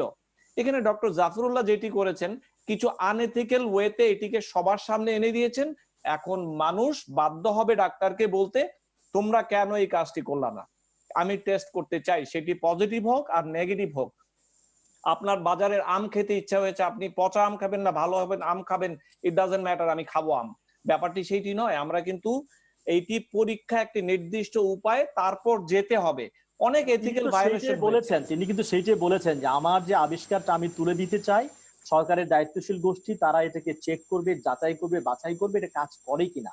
তাহলে সেইটুকু নিতে আপত্তিটা কোথায়? আসলে কোনো আপত্তি নেই। এই টেস্ট কিন্তু অলরেডি চাইনিজ যে ম্যাটেরিয়াল গুলো বিভিন্ন দেশ থেকে তাদের কাছে ফেরত যাচ্ছে, ঠিক এই ব্যাপারটি। এখন আমরা বাংলাদেশে এসে আমরা যদি মনে করি যে আমরা এটি পরীক্ষা করব, সেইটি তো সরকারের সাথে চিঠি চালাটালে ডিপার্টমেন্ট গুলোর সাথে হতে পারতো। মিডিয়াতে এসে পাবলিকলি এভাবে করে পাবলিক যে কনফিডেন্সের লেভেলটি, সেইটি কিন্তু আমরা সবাই মিলে টানা হেসড়ে করে নষ্ট করে দিচ্ছি এবং দিলামও। সেই রকম যেরকম ডোনাল্ড ট্রাম্প করেছেন, পাবলিকলি এসে একদম ম্যাসাকার করে দিয়েছেন। তো এই সুযোগগুলো নেই। কিন্তু উনি একজন বিজ্ঞানী, ওনার বিজ্ঞানী টিম আছে, বিজ্ঞানিক ল্যাঙ্গুয়েজে কিন্তু এটিকে এগোনোর কথা ছিল। সেইটি না করে আমরা পাবলিকলি এনে মানুষের মনোবলটি ধ্বংস করে দিলাম। এই জায়গাটিতেই আমার বিশাল অবদান। আপনি যদি এটা বিতর্কে যুক্ত হন। জি, ডাক্তার মোস্তাক হোসেন। দেখুন, আমি ল্যাবরেটরি বিজ্ঞানী, জাফরুল্লাহ চৌধুরী কি এইটা নিয়ে আমি বিতর্ক হচ্ছে? রোগতত্ত্ব নিয়ে কাজ করি। আমি যেটা জানি, আমি প্রথমে বলবো ডক্টর জাফরুল্লাহ চৌধুরী গণস্বাস্থ্য প্রতিষ্ঠান খুবই একটা ভালো উদ্যোগ নিয়েছেন। এই মহামারী নিয়ন্ত্রণের জন্য বিভিন্ন দেশে টিকা আবিষ্কারের চেষ্টা হচ্ছে, রোগের ওষুধ আবিষ্কারের চেষ্টা হচ্ছে, র্যাপিড টেস্ট আবিষ্কারের চেষ্টা হচ্ছে। ডক্টর জাফরুল্লাহ অন্তত এটুকু করেছেন যে বাংলাদেশেও যে এই ধরনের পরীক্ষা নিরীক্ষা হচ্ছে, গবেষণার জন্য উদ্যোগ আছে, এটা অবশ্যই প্রশংসার দাবিদার। এখন যে প্রচলিত ধারণাটা আছে অ্যান্টিবডি টেস্ট বা অ্যান্টিজেনেটিক টেস্ট, ডক্টর শফিল কিন্তু খুবই সুন্দর বলেছে যে এটা আমরা ডিজিজ বার্ডেন, একটা এলাকার ডিজিজ বার্ডেন বোঝার জন্য জরিপ কাজের জন্য কিন্তু ব্যবহার করতে পারি। ডায়াগনস্টিক কাজের জন্য ব্যবহার করা যাবে কিনা, যদি ডক্টর জাফরুল্লাহ এবং তার টিম এটা যদি আমাদেরকে দেখাতে পারেন, নিশ্চয়ই শুধু বাংলাদেশ কেন, বিশ্ব স্বাস্থ্য সংস্থা যদি গ্রহণ করে গোটা পৃথিবীতে একটা হইচই ফেলে দিবে। আমি আশা করি ডক্টর জাফরুল্লাহ তার সেই বিষয়টা, যে পদ্ধতিগুলো সরকার এটা গ্রহণ না করার কোনো কারণ নেই। সরকার এটা গ্রহণ করেছে এবং তারা এই অনেক সহযোগিতা করেছে, স্বাস্থ্য বিভাগ করেছে, তারা ব্লাড স্যাম্পল পেয়েছে। এখন বিধি মোতাবেক যে ড্রাগ কন্ট্রোল ডিজিডিএ তারা পাঠাবে বিভিন্ন জনের কাছে, তাদের বিশেষজ্ঞ দল। ডিজিডিএ নিজস্ব কোনো এই বিষয় নেই, তারা যারা এক্সপার্ট তাদের কাছে পাঠাবে। এবং যদি গবেষণা হয়, পেটেন্টের বিষয় আছে, সেটা বিএমআরসিতে যেতে হবে। যেটা শফিল খুব ভালো বলছে, সেও কিন্তু একজন খুব ভালো গবেষক আমাদের বাংলাদেশে। সেখানে যদি গবেষণা হয়, যদি নতুন করে অ্যাসেম্বলিং কিছু না হয়, তাহলে বিএমআরসির পদ্ধতি অনুযায়ী তাকে যেতে হবে। আমি আশা করব ডক্টর, আমি এই বিষয়ে পক্ষের বিপক্ষে বা ওই সেই বিশেষজ্ঞ জ্ঞান আমার নেই, আমি আশা করব ডক্টর জাফরুল্লাহ এবং তার টিম তারা এই বিষয়গুলো ভালো করে জানেন। এগুলো সেই পদ্ধতিগুলো পার হয়ে যত দ্রুত সম্ভব বাংলাদেশ সরকার কিন্তু সেটি একটা আশঙ্কার জায়গা যে বাংলাদেশে রাজনীতি এবং আমলাতন্ত্রের মার প্যাচে এই গবেষণা মার খেয়ে যাবে কিনা, এই বিষয়টা একটা আশঙ্কার কথা কিন্তু প্রধানমন্ত্রী কার্যালয় সরাসরি এটা দেখছেন। বিদেশ থেকে কিট আনার বিষয়ে বিশেষ প্লেনে যখন যুক্তরাজ্য থেকে সেটা আনতে পারা গেল না, তখন চীন থেকে এটা আসলো। এবং স্বাস্থ্য বিভাগে আমি আইডিসিআর এর সাথে কাজ করি, জানি আইডিসিআর সঙ্গে সঙ্গে তারা এইগুলো যা যা করার দরকার সেটা করেছে। হয়তো বিজ্ঞানীদের মনে সন্দেহ আছে এটা হবে কি হবে না, কিন্তু এইটা ট্রায়ালে যাওয়ার জন্য এটা দ্রুত চালু যদি হয়, এটা কারো আপত্তি থাকবে না। খুবই সস্তায় আমি আঙ্গুলে প্রিক করে জানবো। কিন্তু এটাকে আমরা আমাদের সরকার যদি অনুমোদন করে, এটা বিশ্ব স্বাস্থ্য সংস্থা যদি অনুমোদন না করে, আমাদের জনস্বাস্থ্য কর্তৃপক্ষ এটা গ্রহণ করবেন না। কারণ এটা আমি ডোনাল্ড ট্রাম্পের মতো অত ক্ষমতাবান আমাদের সরকার নেই, বিশ্ব স্বাস্থ্য সংস্থাকে উড়িয়ে দিলাম। কিন্তু আপনি জানেন যে বিশ্ব স্বাস্থ্য সংস্থা কিন্তু প্রত্যেকটা দেশের সরকার কিন্তু কাজ করে। সরকার যদি কোনো জিনিস গ্রহণ না করে বিশ্ব স্বাস্থ্য সংস্থা কিন্তু নিবে না। সে কিন্তু আমি বলছি সরকার গ্রহণ করলেও কিন্তু বিশ্ব স্বাস্থ্য সংস্থা গ্রহণ না করতে পারে। এই যে ডক্টর শফিল এবং আমাদের মার্কিন যুক্তরাষ্ট্রের ডক্টর খন্দকার বলেছেন যে কোরিয়াতে, মার্কিন যুক্তরাষ্ট্রে বা কোনো অন্য দেশে তারা কিন্তু র্যাপিড টেস্ট নিয়ে তারা এটা ভারতে শুরু করেছিল। ভারতে আপনার পাশের দেশে তারা বলছে বিশ্ব স্বাস্থ্য সংস্থা জানি না, আমাদের দেশের জনগণকে দরকার মহামারী নিয়ন্ত্রণে, তারা নেমে গিয়েছিল। কিন্তু যখন দেখা গেল যে এটা সেফ না, এটা আমাদের রোগ নির্ণয়ের ক্ষেত্রে বিভ্রান্তি সৃষ্টি করে, সেটা মানে সরকার না সেক্ষেত্রে চাইলে এটা কিন্তু বন্ধ করে বিশ্ব দেবে। স্বাস্থ্য সংস্থা কোনো সরকারের সঙ্গে কাজ করতে পারে না, সরকারকে চাইতে হয়। যে কারণে চীনের ক্ষেত্রে বলা হচ্ছে চাইলে হু কিন্তু ঢুকতে পারে নাই, WHO তাকে ওয়েট করতে হয়েছে চীনের সরকারের অনুমতির জন্য। এই বিতর্ক কিন্তু হয়েছে। কিন্তু ভারত তো অ্যান্টিবডি টেস্ট শুরু করেছিল জনগণের মধ্যে, তারা তো WHO কে বলেছে কারণ, কিন্তু WHO সেটা এগ্রি করেনি। মার্কিন যুক্তরাষ্ট্রে FDA কে দিয়ে অনেকটা জোর করে অনুমোদন দেওয়া হয়েছিল, পরে FDA সেটা শেষে উইথড্র করতে হয়েছে। কাজে এখানে শুধু সরকার অনুমোদন দিলেই সেটা চালু হয়ে যাবে বিষয়টা তেমন নয়। কাজে এই বিষয়টা নিশ্চয়ই ডক্টর জাফরুল্লাহ তার যে পক্ষে যে যুক্তি সেগুলো প্রমাণ করতে পারবেন, আমি আশা করি তিনি প্রমাণে জয়যুক্ত হবেন। নিশ্চয়ই বাংলাদেশ, আমরা সমস্ত অন্যান্য দেশকে এই বিষয়ে অনেক ধন্যবাদ। এই বিতর্কে যদি একটু মিস্টার প্রণব সাহা আপনি যদি বলেন সাংবাদিক হিসেবে মানুষের ক্রিয়া প্রতিক্রিয়া সব দেখেন, কিভাবে দেখছে, কিন্তু বিষয়টা খুব বৈজ্ঞানিক বিষয় আসলে। উদ্ভাবন নিয়ে বৈজ্ঞানিক বিতর্ক হবে, কিন্তু আমি মনে করি বাংলাদেশে এই উদ্ভাবন নিয়ে রাজনৈতিক বিতর্ক হচ্ছে। দুই পক্ষই আমরা যদি দেখি যে এক পক্ষ খুব বেশি গণমাধ্যমে আসছে, তারা সকল কথা গণমাধ্যমে বলছে, আরেক পক্ষ একটা গুটিয়ে থাকার চেষ্টা করছে। এইটি হওয়া উচিত না। এটি একটি বিজ্ঞানের ব্যাপার, এটি একটি উদ্ভাবনের বিষয়, এটি একটি জনস্বাস্থ্যের বিষয়, এটি একটি গুরুত্বপূর্ণ মানুষের বাঁচা মরার বিষয়। সেটি নিয়ে কথা বেশি হচ্ছে। আমার মনে হয় দুই পক্ষের দায়িত্ব, প্রথমত যিনি এই উদ্ভাবনের সঙ্গে যুক্ত যারা, যে বৈজ্ঞানিক টিম, তাদেরকে আরো বেশি ল্যাবরেটরি বেজ হওয়া উচিত, গবেষণার কাজে থাকা উচিত, তাদেরকে গবেষণার সাথে যুক্ত থাকা উচিত, তাদেরকে যাওয়া উচিত গবেষণার কাজে, যে আমি এই পরীক্ষাটি করেছি, কোথায় কোথায় পরীক্ষা করা যায়, তাদেরকে আরো বেশি বিশুদ্ধ ভাবে তাদেরকে যাচাই বাছাই করার জায়গাটা করা উচিত। একই সঙ্গে সরকারের দায়িত্বপ্রাপ্ত যারা আছেন, আমাদের ড্রাগ অ্যাডমিনিস্ট্রেশন বলি বা আমাদের অন্য যে সমস্ত কর্তৃপক্ষ আছে যারা এই সমস্ত বিষয়ে অনুমোদন দেয়, তাদেরকেও কিন্তু একটু দ্রুত গতিতে কাজটি করে দিতে হবে। আমি দুই পক্ষই বলি, কারণ ধন্যবাদ করেছেন তিনি যেমন চাইবেন। আলোচনায় ফিরবো। প্রিয় দর্শক, কে বলছেন, কোত্থেকে বলছেন, পরিচয় দিয়ে আপনার প্রশ্নটি উত্থাপন করুন। কে বলছেন?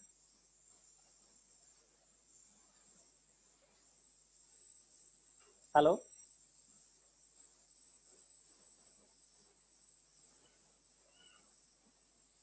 হ্যালো,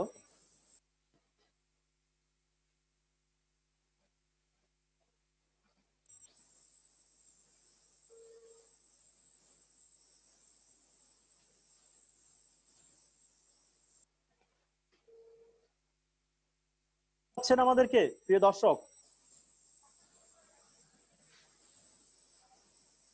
ওকে, আমরা পাচ্ছি না তাকে। আমরা যাচ্ছি একটু ডক্টর হক, আপনি যদি একটু বলেন।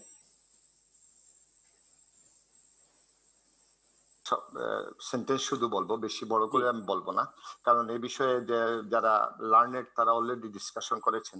ডক্টর আমাদের ফেরদৌস যে আমেরিকা থেকে যিনি সংযোগ হয়েছেন আপনার সাথে, তিনি একটা জিনিস বলেছিলেন, তার প্রেক্ষিতে পরের সেন্টেন্সটা উনি বলেন নাই, যেটি হলো আমেরিকার রোগীরা যখন চিকিৎসকদের কাছে গিয়ে বলছিল যে ট্রাম্প সাহেব, আমার প্রেসিডেন্ট বলছেন অমুক ঔষধটা আপনারা আমাকে দিবেন, আপনারা দিচ্ছেন না কেন, তখন ডাক্তার সাহেবদের উত্তর ছিল যে আমরা মিস্টার ট্রাম্পের শিখিয়ে দেওয়া বিজ্ঞান দিয়ে আমরা চিকিৎসা করি না, আমরা চিকিৎসা বিজ্ঞানের মাধ্যমে আমরা চিকিৎসা করি।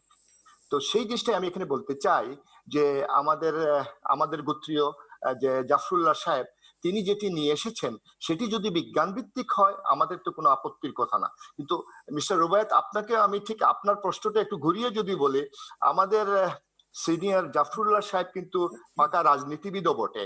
তিনিও এরশাদ সরকারের শেষের দিকে স্বাস্থ্যনীতি নামক একটি নীতি দিয়ে কিন্তু দেশে বড় ঝড় তুলেছিলেন। আমি এখন চিন্তা করছি যে তিনি নিজে এইটা রাজনীতির একটি চাল নিয়ে আসলেন কিনা, আমি সেটা জানি না। এটা বিজ্ঞান ভিত্তিক বিষয়, বিজ্ঞানীরাই সেটা ডিসিশন। তার ওষুধ নীতি তো খুবই সবাই অ্যাপ্রিশিয়েট করেছে, এবং ওই যে মুখোমুখি জনগণের কনসেপশন, জনগণের পারসেপশনে উনি ওই যে জনগণকে এটার মুখোমুখি করে দিয়েছেন।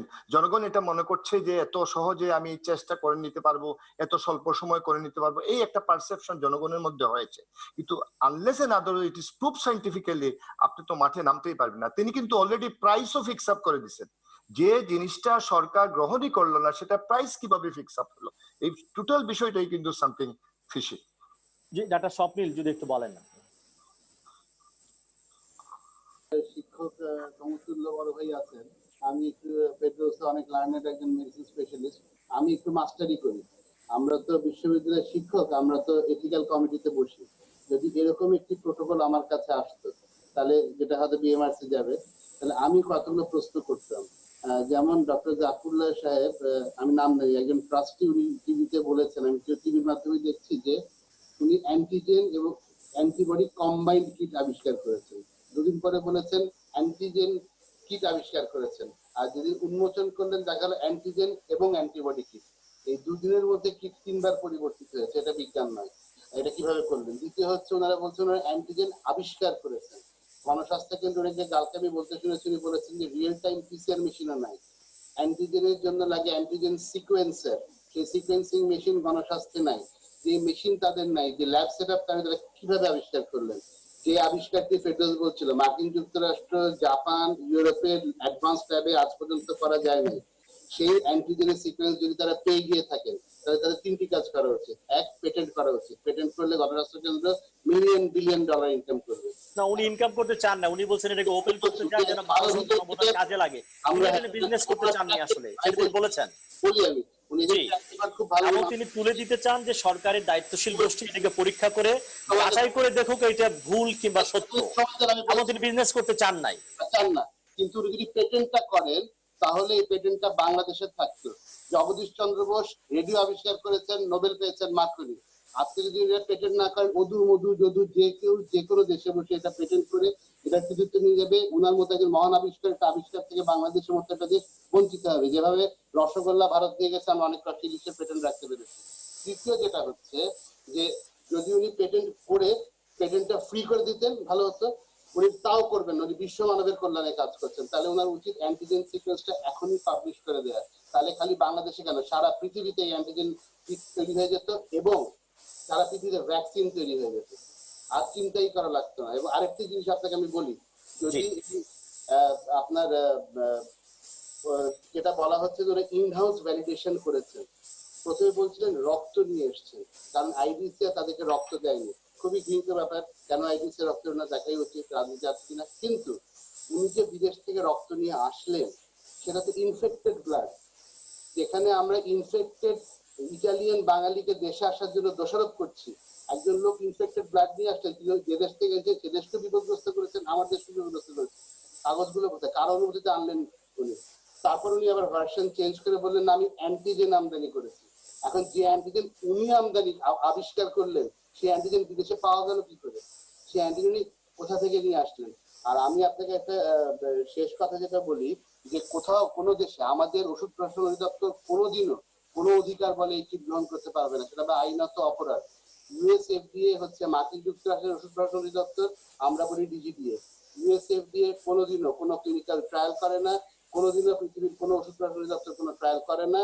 আমাদের ওষুধ প্রশাসন অধিদপ্তর কোনো পর্যায়ে এই কিট গ্রহণ করতে পারবে না যদি না এইটা আইনত অনুমোদনের পরে জাফরুল্লাহ সাহেব বা গণস্বাস্থ্য কেন্দ্র গিয়ে সেগুলো আমাদের ওষুধ প্রশাসন অধিদপ্তরকে বিনামূল্যে দান করে। এর উদাহরণ আমরা দেখেছি, আমাদের বিকন ফার্মাসিউটিক্যালস ফ্যাভিপিরাভির ওষুধ উৎপাদন করে বিনামূল্যে আমাদের ড্রাগ এডির হাতে দিয়ে এসছেন, তখন তিনি সেটা গ্রহণ করেছেন, বিনামূল্যে পেয়েছেন, গ্রহণ করেছেন। না তো ওষুধ কোম্পানির কাছ থেকে, কিট কোম্পানির কাছ থেকে কোন রকম কোন জিনিস গ্রহণ করা এটা আইনত অন্যায়, এটা করতে পারেন না, এটা মানুষের জীবন নিয়ে খেলা। একটু অন্য আলোচনায় যাব। বলা হচ্ছে যে এই মানুষের বয়স্ক ভাতা, বিধবা ভাতা, অন্যান্য ভাতার যে নগদ অর্থায়ন দেওয়া হচ্ছে তার পরিমাণ 500 থেকে 8,800 টাকার মধ্যে, এইটাকে আরো বাড়ানো যায় কিনা। একজন অর্থনীতিবিদ ডক্টর সেলিম জাহান তিনি বলেছেন এটা 1,005 টাকা করে উন্নীত করা দরকার। সামাজিক নিরাপত্তার বেষ্টনী বাড়ানো দরকার এবং প্রতিজনকে যত টাকা দেওয়া হয় সেই জায়গাটা আসলে বাড়ানো দরকার। কারণ আপনি লকডাউন বলছেন, তারা কাজে আসতে পারবে না, তাদের বাঁচবে কিভাবে? এই দুটো সমন্বয়টা করা খুব জরুরি। এটা মোস্তাক হোসেন। সামাজিক অর্থনৈতিক বিষয়, এই বিষয়ে আমি যেটা জনস্বাস্থ্যের দৃষ্টিকোণ থেকে বলবো যে আমাদের যে ভৌগোলিক কোয়ারেন্টাইন করা হয়েছে, যে লকডাউন নামে পরিচিত, যারা এটা মানতে পারছেন না তাদের জীবন জীবিকার জন্য, তাদের কাছে গিয়ে তাদের কথা শুনতে হবে। আমি শুধু গণমাধ্যমে কথাটা ছেড়ে দিলাম আর তারা মেনে মানতে বাধ্য বা না মানলে তাদেরকে আমি ভর্ৎসনা করলাম, বিষয়টা এইভাবে করা সম্ভব নয়। কমিউনিটি এঙ্গেজমেন্টের কথা হচ্ছে, সেটা হচ্ছে কমিউনিটির কাছে গিয়ে তাদের সমস্যা সমাধানের চেষ্টা করা এবং তাদেরকেই দায়িত্ব দেওয়া তারা নিজেরাই এই সামাজিক কোয়ারেন্টাইন বা ভৌগোলিক কোয়ারেন্টাইনটা মানবে, সামাজিক রেস্ট্রিকশনটা মানবে এবং এই সমাধান করার রাস্তা যাতে সরকারের পক্ষ থেকে ত্রাণ বিতরণ করা হচ্ছে, সরকারের পক্ষে সব সমস্ত লোকদের কাছে ত্রাণ 1 কোটি মানুষ যদি ধরি সম্ভব হচ্ছে না। সেক্ষেত্রে যারা প্রতিবেশী আছে, যাদের সক্ষমতা আছে, তাদেরকে এগিয়ে আসতে হবে। সেই বিষয়টা যদি এলাকা ভিত্তিক সহায়তা কমিটি থাকে, জনগণের কমিটি থাকে, প্রশাসন এবং সেই কমিটি, সেই ভলান্টিয়ার এবং যারা সচ্ছল ব্যক্তি এবং সরকার সবাই মিলে এই কাজটি করতে হবে। সেক্ষেত্রে 5,000 টাকা হতে পারে, সেই 5,000 টাকা সরকার দিল, 4,000 টাকা, 1,000 টাকা যারা সচ্ছল তারা দিবে, বা সরকার দিল 3,000 টাকা, 2,000 টাকা অন্য দিবে। অর্থাৎ যারা ঘনবসতি এলাকার, যারা স্বল্প আয়ের মানুষ, সীমাবদ্ধ আয়ের মানুষ, তাদের কাছে গিয়ে পদ্ধতিটা বের করতে হবে যে আমরা কিভাবে টাকাটা পৌঁছাবো এবং কত টাকা দরকার, কোন কোন টাকা কোন কাজে লাগবে। এটা কিন্তু আমরা শুধুমাত্র থিওরিটিক্যালি আমরা উপর থেকে ভাবলে হবে না। আমাদেরকে ইংরেজিতে বলা হয় গোয়িং টু দি গ্রাউন্ড।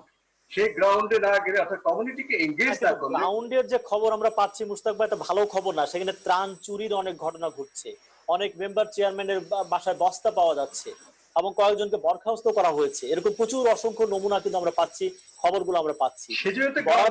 সে বরাদ্দ তো গ্রাউন্ডে যাচ্ছে না আসলে। না, সেজন্য গ্রাউন্ডে আমাদের সরকারি কর্মকর্তা, স্বাস্থ্য বিভাগ এবং যারা সমাজ কল্যাণের কাজ করবে গ্রাউন্ডে যা দরকার, সেই লুপহোল গুলো বের করে সেগুলো সমাধান করা দরকার। তাহলে এই কমিউনিটিকে এম্পাওয়ার করা, কমিউনিটিকে এঙ্গেজ করা, বিশ্ব স্বাস্থ্য সংস্থার লিটারেচারে কিন্তু এখন আছে, এবং আমাদের ডিরেক্টর জেনারেল WHO তিনি প্রতিটি বক্তৃতায় কিন্তু বলছেন যে কমিউনিটিকে এম্পাওয়ার করে, তাদেরকে এঙ্গেজ করে আমাদেরকে এই সামাজিক বিধিনিষেধ, যেটা লকডাউন নামে পরিচিত, তাকে বাস্তবায়িত করতে হবে। সেখানে আপনি কোথাও 5,000 টাকা লাগবে, কোথাও বেশি লাগতে পারে, কোথাও কম লাগতে পারে। সেখানে সামাজিক সহযোগিতার ভিত্তিতে ব্যক্তিগত দূরত্ব বজায় রাখবার জন্য আমাদেরকে বাস্তব জায়গায় গিয়ে কাজ করতে হবে। দুর্নীতি যারা করছে তাদেরকে সমাজের সহযোগিতায় ধরতে হবে। এখন সমাজের সহযোগিতা না করার কারণে যারা নেতৃত্ব করছেন, যারা সরকারের দায়িত্বে আছেন, তারা একচিটিয়া করে যাচ্ছেন। সে একচিটিয়া করে যাওয়ার কুফলটা কিন্তু সবাই ভোগ করছে। যারা দরিদ্র মানুষ, তারা খাবার পাচ্ছে না, তারা রাস্তায় বেরিয়ে আসছে। তারা বলছে যে আমি মহামারীতে তো মারা যাব, এই রোগে মহামারীর আগে। এটা শুধু আমরা তাদেরকে আমার দোষারোপ করলে চলবে না, একদম মাইক্রো লেভেলে গিয়ে আমাদের তো অনেক বেসরকারি সংস্থার অভিজ্ঞতা আছে মাইক্রো লেভেলে কাজ করার। আমাদের স্বাস্থ্য বিভাগের অভিজ্ঞতা আছে, EPI এর প্রোগ্রাম তারা করেন, প্রতিটি মানুষকে, প্রতিটি শিশুকে তারা টিকা দিচ্ছেন। তাহলে এই কাজে আমরা কেন আমাদের সৃজনশীলতা প্রয়োগ করে স্বাস্থ্য বিভাগ, প্রশাসন এবং জনগণ মিলে আমরা সেই ঘনবসতিপূর্ণ এলাকা, শহর এবং গ্রামে গিয়ে সফল হতে পারবো না? অনেক ধন্যবাদ। আমি একটু যাব সাংবাদিক প্রণব সাহার কাছে। আমি একটু পড়ছি ডক্টর সেলিম জাহানের একটা লেখা থেকে। তিনি লিখেছেন যে শঙ্কা রয়েছে দীর্ঘমেয়াদে এই সংকটের একটি অবশ্যম্ভাবী ফল হয়তো প্রকট খাদ্য সংকট বিশ্বব্যাপী। এরই মধ্যে বলা হয়েছে বিশ্বে 25 কোটি লোক দুর্ভিক্ষ পীড়িত হতে পারে। বাংলাদেশের ভয়াবহ খাদ্য সংকট না হতে পারে কারণ আমাদের কৃষি ব্যবস্থার খাদ্য চাহিদা মেটানোর ক্ষমতা রাখে। যথাযোগ্য প্রণোদনার মাধ্যমে সেই সম্ভাবনার সর্বোচ্চকরণ এখন সবচাইতে বেশি দরকার। ডক্টর সেলিম জাহানের মন্তব্য ছিল আজকের একটা লেখা। না, সেলিম জাহান হয়তো সঠিকই বলেছেন, এবং আমরাও দেখছি কি, দেখেন এখন পর্যন্ত সরকার নিজে তথ্য বিবরণীদের দাবি করেছে যে তারা 3 কোটি লোকের মধ্যে ত্রাণ পৌঁছেছে। আমি যেটি বলছি, এখন পর্যন্ত অবশ্যই আপনি যদি বলেন যে ত্রাণ নিয়ে এবং টিসিবির তেল নিয়ে নানা রকম অপকর্মের কথা আমরা শুনেছি, স্থানীয় পর্যায়ে জনপ্রতিনিধিরা কিন্তু বরখাস্ত হয়েছে, ইউনিয়ন পরিষদের সদস্য, ইউনিয়ন পরিষদের চেয়ারম্যান, এটি একটি অ্যাকশন হচ্ছে এবং মানুষের কাছে কিন্তু খাদ্য কিছুটা হলে পৌঁছচ্ছে। আমি তো আগেই বলেছিলাম যে এখন পর্যন্ত আমরা না খেয়ে মারা যাওয়ার কোনো ঘটনা কিন্তু আমরা এখনো পাইনি। সেই অর্থে যদি তাই হয়, তাহলে যে ব্যবস্থাপনাটা চলছে সেটার আরো সমন্বিত, সেটি কি আরো ইফেক্টিভ করার জন্য সরকারকে উদ্যোগ নিতে হবে। আমরা আগেও বলেছি যে, আমি তো একটু বললাম যে আনসার ভিডিপি সদস্যরা ধান কেটে দিচ্ছে, তাহলে আমরা তো ত্রাণ পৌঁছানোর ক্ষেত্রে তাদেরকে ব্যবহার করতে পারি। আমাদের সশস্ত্র বাহিনীর সদস্যরা এখন পর্যন্ত, আমাদের যতটুকু আমরা পরিসংখ্যান, 7 থেকে 8,000 সদস্য এখন পর্যন্ত কাজে নেমেছে বেসরকারি বেসামরিক প্রশাসনের সঙ্গে। সেই সংখ্যা আরো বাড়ানো যায়। ফলে মানুষের কাছে খাদ্য পৌঁছাতে হলে যে ব্যবস্থাপনাটা করা দরকার, যেটি ডক্টর মুস্তাক কিছু বললেন, সামাজিক উদ্যোগের সঙ্গে প্রশাসনিক উদ্যোগ এবং আইন শৃঙ্খলা বাহিনীর যে সমন্বয়িত কাজ করা দরকার, সেটি করা উচিত। আমাদের এখন পর্যন্ত আমাদের খাদ্য গুদামে সরকারের মজুদে যথেষ্ট পরিমাণ খাদ্য আছে। খাদ্য সংকটের যে দুর্ভিক্ষের যে প্রজেকশন বিশ্ব স্বাস্থ্য সংস্থা এবং অন্যান্যরা বলছে, সেটি কিন্তু আরেকটু দূরবর্তী সময়ের জন্য তারা বলছে আমরা তো একটু ভালো অবস্থায় আছি, আসলে দূরবর্তী সময় আমরা তার থেকে একটু ভালো অবস্থায় আছি। আমাদের বড়টা ভালো হলো, আমরা আগামীতে যদি আউশ করতে পারি, সেটি তো একটি দূরবর্তী পরিকল্পনা থাকতেই হবে সরকারের। আমরা সেই জন্য বলছি যে যাদের ধান যাতে নষ্ট না হয়, ধানের যাতে সংরক্ষণ করার উপায়, এবং কৃষক যেন টাকা পায়। কৃষক টাকা পেলে কিন্তু এই যে অভাবের জায়গাটা, যারা খাদ্য বেচে বা যারা দৈনিক কাজ করে আয় করে, তাদের কাজ কিন্তু বন্ধ। ফলে তাদেরকে কিন্তু খাদ্য দিতে হবে। আমরা 70,000-এর বেশি, 70 লক্ষর মতন, আমাদের 70 লক্ষ বলতে যে পরিবহন শ্রমিকরাই বসে আছে। এই জন্য কিন্তু একটা অর্থনীতি চালানোর কিন্তু একটা চাপ আমরা অনুভব করছি সবাই মিলে। কিন্তু সেটুকু চাপ মানে অনুভবটা তো সেটিকে মোকাবেলা করতে হবে তো জীবনটা বাঁচানোর জন্য। সংক্রমিত হয়ে গেলে নিশ্চয়ই গরিব লোক বলবে যে আমি আগে পেট, আমি জীবন না বাঁচলে মহামারীতে মরে যাবো, অসুবিধা কি? কিন্তু তাকে তো মরতে দেওয়া যাবে না। এই জন্য যে সে মরার আগে যদি সংক্রমিত হয়, সেই সংক্রমণ তো সে আরো সবাইকে ছড়াবে। ফলে তার মৃত্যুর ঝুঁকি নেওয়া যাবে না, যেমন তাকে সংক্রমিত হতে দেওয়া যাবে না তার খাদ্য ঝুঁকি সত্ত্বেও। যদি সে না খেতে পারে সেটা সে সহ্য করতে পারবে, কিন্তু একজন লোক যদি 10 জন লোককে এফেক্টেড করে সেই মহামারী কিন্তু আমরা কোনোভাবে ঠেকাতে পারবো না। ফলে সে বাঁচবে না, তার সঙ্গে কিন্তু গ্রামের পর গ্রাম উজাড় হবে, যেটি আমরা প্লেগে দেখেছি, যেটি আমরা সোয়াইন ফ্লুতে দেখেছি। সেটি তো হতে দেওয়া যাবে না। ফলে মানুষকে বলতে হবে যে তোমাকে খাদ্য পৌঁছানোর দায়িত্ব আমার, খাদ্য পৌঁছানোর দায়িত্ব সরকারের, রাষ্ট্রের এবং সমাজভাবে সবার। সেই কাজটা যদি আমরা করতে পারি তাহলে মানুষকে আমরা কিছুদিন ঘরে রাখতে পারবো, এবং সত্যি সত্যি ঢেউটা যদি আমরা অতিক্রম করতে পারি আর 15 দিন বা 1 মাস পরে, তাহলে কিন্তু আমরা মনে করি যে আমাদের অবস্থানটা আরেকটু ভালো হবে। আপনি জানেন ইউরোপ আমেরিকার তুলনায় আমরা দক্ষিণ এশিয়া এবং দক্ষিণ এশিয়া আমরা একটু ভালো অবস্থানে আছি। আমি মনে করি না যে সেই ভালো অবস্থানটা খুব বেশি স্বস্তিতে হয়তো আছি, কিন্তু সেইটা নিশ্চিত না। সেই জন্য আমাদেরকে সতর্ক থাকতে হবে। এই জন্য আগে সংক্রমিত হওয়ার হাত থেকে আমাদেরকে বাঁচাতে হবে, পরে তাকে খাদ্যের ব্যবস্থা করতে হবে। এই যে অনেক ধন্যবাদ, এইটি সমন্বয় করার দায়িত্ব কিন্তু রাষ্ট্রের। ডাক্তার হক যদি বলেন একটু শেষ পর্যায়ে। অর্থনীতির বিষয়ে মন্তব্য করা খুব কঠিন, তবে আমরা পৃথিবীর অন্যান্য দেশে যেগুলো আমরা দেখি যে জনগোষ্ঠী দৈনন্দিন কাজ করছে তারাই কিন্তু মূলত এখন বেশি এফেক্টেড খাবারের জন্য। তারা কি কাজ করতো, তার পরিবারে কতজন সদস্য ছিল, সেগুলো কিন্তু রাষ্ট্র ইজিলি এগুলো বের করতে পারে, এবং সে আগে যে আর্থিক উপার্জনটা তার ছিল সেই উপার্জনের সাথে সামঞ্জস্য রেখে তাকে দেওয়া অর্থের পরিমাণ কিন্তু প্রায় সামঞ্জস্য করে রাখতে হবে, যাতে করে সে তার সন্তানদের নিয়ে এবং তার সবাই মিলে যেন সংসারটা স্বচ্ছন্দভাবে চালিয়ে নিতে পারে।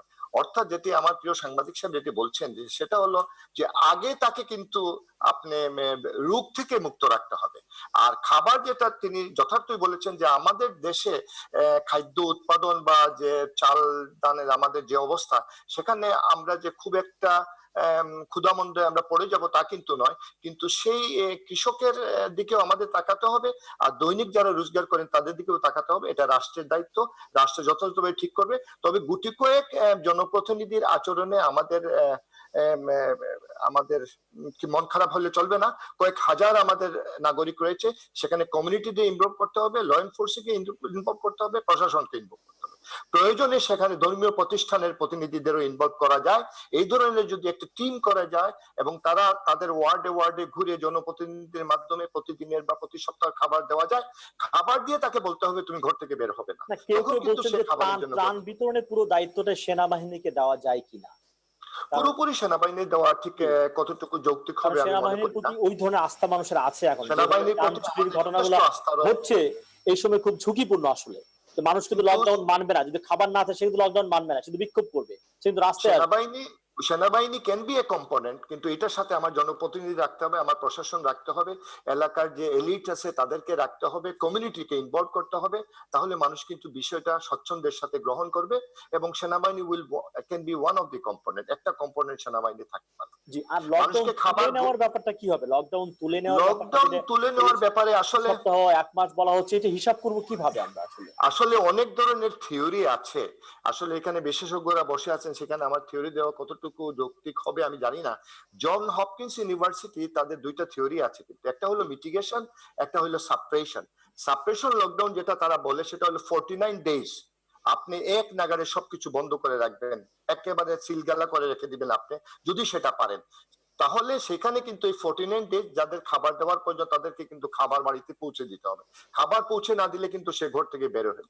আর এর আরেকটা জিনিস আছে, সেটা হলো মিটিগেশন। মিটিগেশন হলো 21 দিন আপনি লকডাউন করবেন, 5 দিন খুলে দেবেন, আবার কিছু সংক্রমিত হবে, আবার 28 দিন লকডাউন করবেন, আবার খুলে দিবেন 5 দিন, কিছু সংক্রমিত হবে, আবার 18 দিন করবেন, সেখানে 77 দিন লেগে যায়।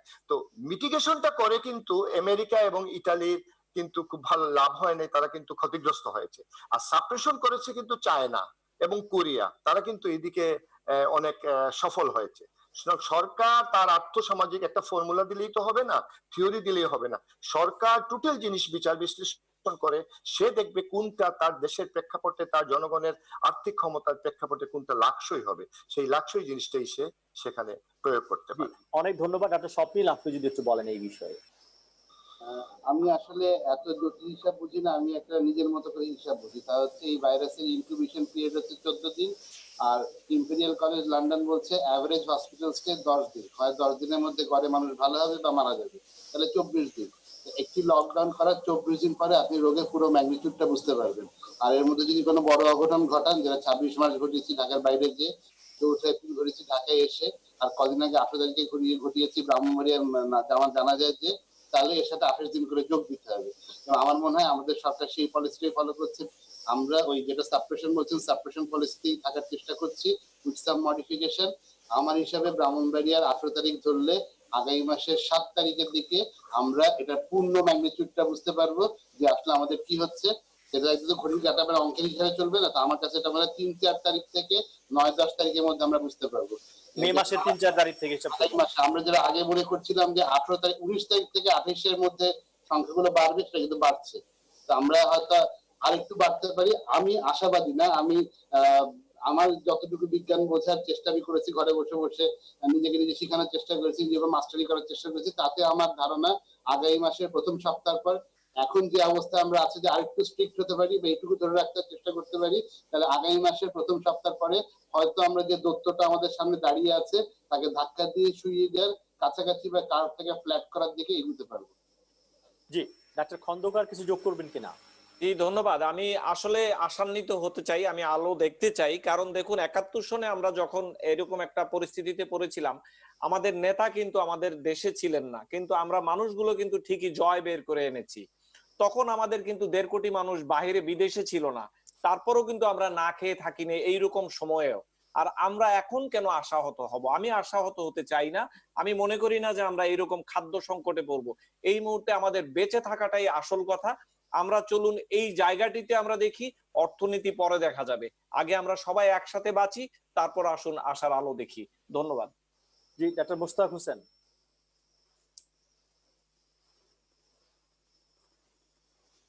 আমাদের এখানে যে সংক্রমণের ধরনটা, চীনের উহানে একেবারে এক জায়গা থেকে সংক্রমণ ছড়াতে ছড়াতে সমস্ত জনগোষ্ঠীকে তারা তার চারপাশে একটা বিশাল মানে চোখা পাহাড়ের মতো করেছে। ইরান, ইটালি, মার্কিন যুক্তরাষ্ট্র, দেখেন সেখানে একটা ফোকাসে কিন্তু হাজার হাজার লক্ষ লক্ষ মানুষ আক্রান্ত হয়েছে। কিন্তু বাংলাদেশে কিন্তু আমরা এরকম ফোকাসে কিন্তু কেস বাড়ছে না। আপনি নারায়ণগঞ্জের কথা ধরুন, নারায়ণগঞ্জে কিন্তু সফলতা বিষয়ে আমরা সমালোচনা করছি বা মাদারীপুরের মতো হয়নি। নারায়ণগঞ্জে কি কেসের সংখ্যা হুহু করে বাড়ছে? না, নারায়ণগঞ্জে কিন্তু জিনিসটা ফ্ল্যাট হয়ে আসছে, কিন্তু অন্য জায়গায় আবার যাচ্ছে। কাজেই এখানে সাপ্রেশন করে উহানে একটা ফোকাস ছিল, সেখানে তারা করতে পেরেছে। কিন্তু আমাদেরকে ইয়েতে করলাম, এবং টোলার বাগে আমরা এটা আগুনটা নিভিয়ে দিলাম, বাসা বলতে নিব না, আরেক জায়গায় আগুন লাগলো লালবাগে, সেখানে আবার কাজ করছি। অর্থাৎ এখন আবার প্রায় 60টি জেলায় ছোট ছোট করে ছোট ছোট পাহাড় বা ছোট ছোট ঢেউ হয়ে গেছে। কাজে এটার নিয়ন্ত্রণ কিন্তু আমাদের খুবই ইন্টেন্সিভ কাজের উপর নির্ভর করছে, এবং সব জায়গাতেই স্বাস্থ্য বিভাগের কর্মীরা প্রশাসনের সহায়তায়, জনগণের সহায়তায় তারা করছে। কোথাও কোথাও আবার এই বাঁধে ফাটল সৃষ্টি হচ্ছে ব্রাউনবাড়িয়ার মতো। এবং আমি জানি না গার্মেন্টস এর কি অবস্থা হবে, তারা যদি দায়িত্বশীল আচরণ করে সেখানে কিন্তু কোনো বড় ধরনের ঢেউ হবে না। কাজে এক্ষেত্রে আমার মনে হয় যে শুধু মে মাস নয়, আমাদেরকে তার বাইরেও যেতে হবে। আমাদের খুব বেশি উচ্চতায় হয়তো এটা উঠবে না, এইভাবে যদি চলে এই ঢেউয়ের উচ্চতাটা ভোতা হয়ে যাবে। কিন্তু ভোতা যদি ঢেউ হয় তাহলে কিন্তু ঢেউয়ের বিস্তারটা বেশি হয়, আপনার বেজ লাইনটা চওড়া হয়। আর যেটা খুব চোখা হয়ে ওঠে, খুব দ্রুত উঠে দ্রুত নেমে যায়, সেখানে বেজটা ছোট হয়। টেস্ট কি যথেষ্ট সংখ্যক করছি কিনা, এই প্রশ্ন কিন্তু অনেকে করছেন। সেই বিষয়ে আসি, টেস্ট কিন্তু দক্ষিণ কোরিয়াতে, সিঙ্গাপুরে কিংবা চায়নাতে যত লেভেলে টেস্ট করা হচ্ছে, আমরা কি ওই ম্যাস লেভেলে টেস্ট করছি কিনা? এপিডেমিওলজিক্যাল বৈশিষ্ট্য বোঝার জন্য কিন্তু টেস্টের সংখ্যার চাইতে প্রবণতা বিশ্লেষণ করাটা জরুরি। যখন আমরা বাংলাদেশে বললাম যে আমরা ৪র্থ স্তরে পৌঁছে গেছি, আমাদের ঢেউ শুরু হয়েছে, মাননীয় স্বাস্থ্যমন্ত্রী বললেন এবং 15 তারিখে ডিজি হেলথ প্রজ্ঞাপন জারি করলেন সারা দেশ ঝুঁকিতে, তখন কিন্তু আমাদের 24 ঘন্টায় ছিল 130-এর কিছু বেশি, এবং আপনার সারা দেশে 800+। সেখানে কিন্তু 10,000-20,000 কেস ছিল না। টেস্ট বেশি করা দরকার দুটো জায়গায়, একটা হচ্ছে হাসপাতালে, যেই রোগী আসবে তাদের করোনা নেই এটা প্রমাণ করার জন্য টেস্ট করা দরকার, ডাক্তাররা আক্রান্ত হচ্ছেন। খুবই প্র্যাকটিক্যাল সমস্যা। এখন আরেকটা দ্বিতীয় কারণ হচ্ছে, আপনি যদি কমিউনিটিতে শুধুমাত্র লকডাউন নয়, প্রত্যেকটা ঘরে ঘরে গিয়ে কমিউনিটির যে সংক্রমণের উৎস খুঁজে বের করে, অর্থাৎ রোগী বের করে তাকে টেস্ট করে আপনি তাকে আলাদা করে চিকিৎসা দিবেন, হয় বাড়িতে নয় হাসপাতালে। কাজেই ঘরে ঘরে গিয়ে যদি আপনি রোগী শনাক্ত করতে চান, অ্যাক্টিভ কেস ডিটেকশন, রোগ নিয়ন্ত্রণ, মহামারী নিয়ন্ত্রণ, সেখানে অবশ্যই আপনাকে ঘরে ঘরে টেস্ট করতে হবে, টেস্টের সংখ্যা বহু বাড়াতে হবে। কাজেই আমরা টেস্ট বেশি না করার কারণে এই মহামারীর প্রবণতা বুঝছি না, এটা কিন্তু রোগতাত্ত্বিক ভাবে সঠিক কথা নয়। রোগটাকে নিয়ন্ত্রণ করার জন্য আমাদের ঘরে ঘরে টেস্ট করতে হবে। হাসপাতালে চিকিৎসা নিতে যারাই আসবেন তাকে টেস্ট করতে হবে, তার জন্য আমাদের আরো বেশি আয়োজন দরকার। এখন পর্যন্ত আমাদের যে ক্যাপাসিটি আছে ল্যাবরেটরিতে, আমরা সর্বোচ্চ ব্যবহার করলে দিনে 10,000 টেস্ট করতে পারি, কিন্তু আমরা এখন প্রায় 40% করছি। এই স্যাম্পল কালেকশনে আমাদের দক্ষ জনশক্তির অভাব, মেডিকেল টেকনোলজিস্ট কিন্তু অনেক রিক্রুট করা দরকার, সেটা কিন্তু রিক্রুট করা হচ্ছে না। ভলান্টিয়ার হলেও রিক্রুট করা দরকার এবং তাদের লজিস্টিক সাপোর্ট দেওয়া দরকার। আজকে আমি আইডিসিআর এর কথা, তার সাথে কাজ করছি, অনেক কাজের চাপ বেড়ে গেছে এবং একজন লোক যদি রিকোয়েস্ট করে সকালবেলা টেস্ট করতে, তার টেস্ট আনতে যাওয়ার সময় 2 দিন পার হয়ে যাচ্ছে। লজিস্টিক কনস্ট্রেন্টস এবং দক্ষ জনশক্তি, কেউ ইনফেক্টেড হয়ে গেছেন। আমি নিজেও 14 দিন রেস্ট্রিকশনে ছিলাম, কাজে সেখানে কোয়ারেন্টাইনে যাচ্ছেন অনেকেই, সেখানে নতুন জনবল কিন্তু আসতে পারছে না। কাজে এইভাবে কিন্তু জেলা পর্যায়ে তাই, হাসপাতালের একই অবস্থা। কাজে আমাদের দক্ষ জনবলের অভাব হচ্ছে, আমাদের ভলান্টিয়ার প্রচুর প্রয়োজন, রিক্রুটমেন্ট প্রয়োজন, লজিস্টিক প্রয়োজন। আরেকটা বিষয় হচ্ছে সামাজিক ভাবে হেয় হওয়ার ভয়, সামাজিক একটা স্টিগমা। যে আমি দেখেছি যে আজ সকালে একজন আমাদের আপা বললেন যে আমি আপনাকে রিকোয়েস্ট করেছিলাম টেস্ট করে আসা দরকার নেই, আমার জ্বর কমে গেছে। কেন? উনি বললেন যে আমার পাশে একজন রোগী পজিটিভ পাওয়া গেছে, তাকে জোর করে টেনে এসে হাসপাতাল নেওয়া হয়েছে। নিয়েছেন কারা? প্রশাসনের লোকেরা। আমি তো বললাম ঠিক না, যেটা খুবই রেয়ার ঘটনা। কোন রোগীকে বাসায় রেখে চিকিৎসা দেওয়া হবে, কাকে হাসপাতাল নেওয়া হবে, এটা কিন্তু স্বাস্থ্য বিভাগ নির্ধারণ করবে। প্রশাসন খুবই চমৎকার কাজ করছে, তারা এই যে রেস্ট্রিকশন বাস্তবায়িত করেছে, কিন্তু এসব কিছু কিছু সমন্বয়ের অভাব হচ্ছে। প্রশাসন বাদ দিলাম, তার প্রতিবেশীরাই বের করে দিচ্ছে। একটা গ্রামে শোনা গেছে যে তার করোনা টেস্ট করবার জন্য উপজেলা হেলথ কমপ্লেক্স থেকে স্যাম্পল নিয়ে গেছে, তাকে বের করে দিচ্ছে গ্রাম থেকে, সে নৌকায় জীবন যাপন করছে। এই যে ভয়ে কিন্তু বেশ কিছু সংখ্যক, আমি বলবো না যে অনেকে, বেশ কিছু সংখ্যক মানুষ কিন্তু টেস্ট করতে ইতস্তত করছেন। এটা কিন্তু আমি বলছি ঘরে ঘরে যদি যাওয়া হয়, কমিউনিটিকে এঙ্গেজ করা হয়, তাহলে এই যে স্টিগমা, এই যে সামাজিক হেনস্থা হওয়ার ভয়, সেটা কমে গেলে কিন্তু মানুষ এগিয়ে আসবে। তারা হাসপাতালে চলে যাবে যে আমাদেরকে পরীক্ষা করেন, আমার তো জ্বর আছে, আমার কাশি আছে।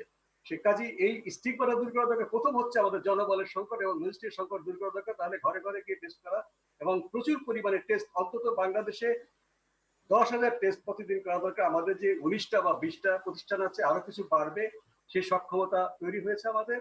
এবং এই অতিরিক্ত টেস্ট আমাদের রোগ নিয়ন্ত্রণের জন্য খুব বেশি দরকার।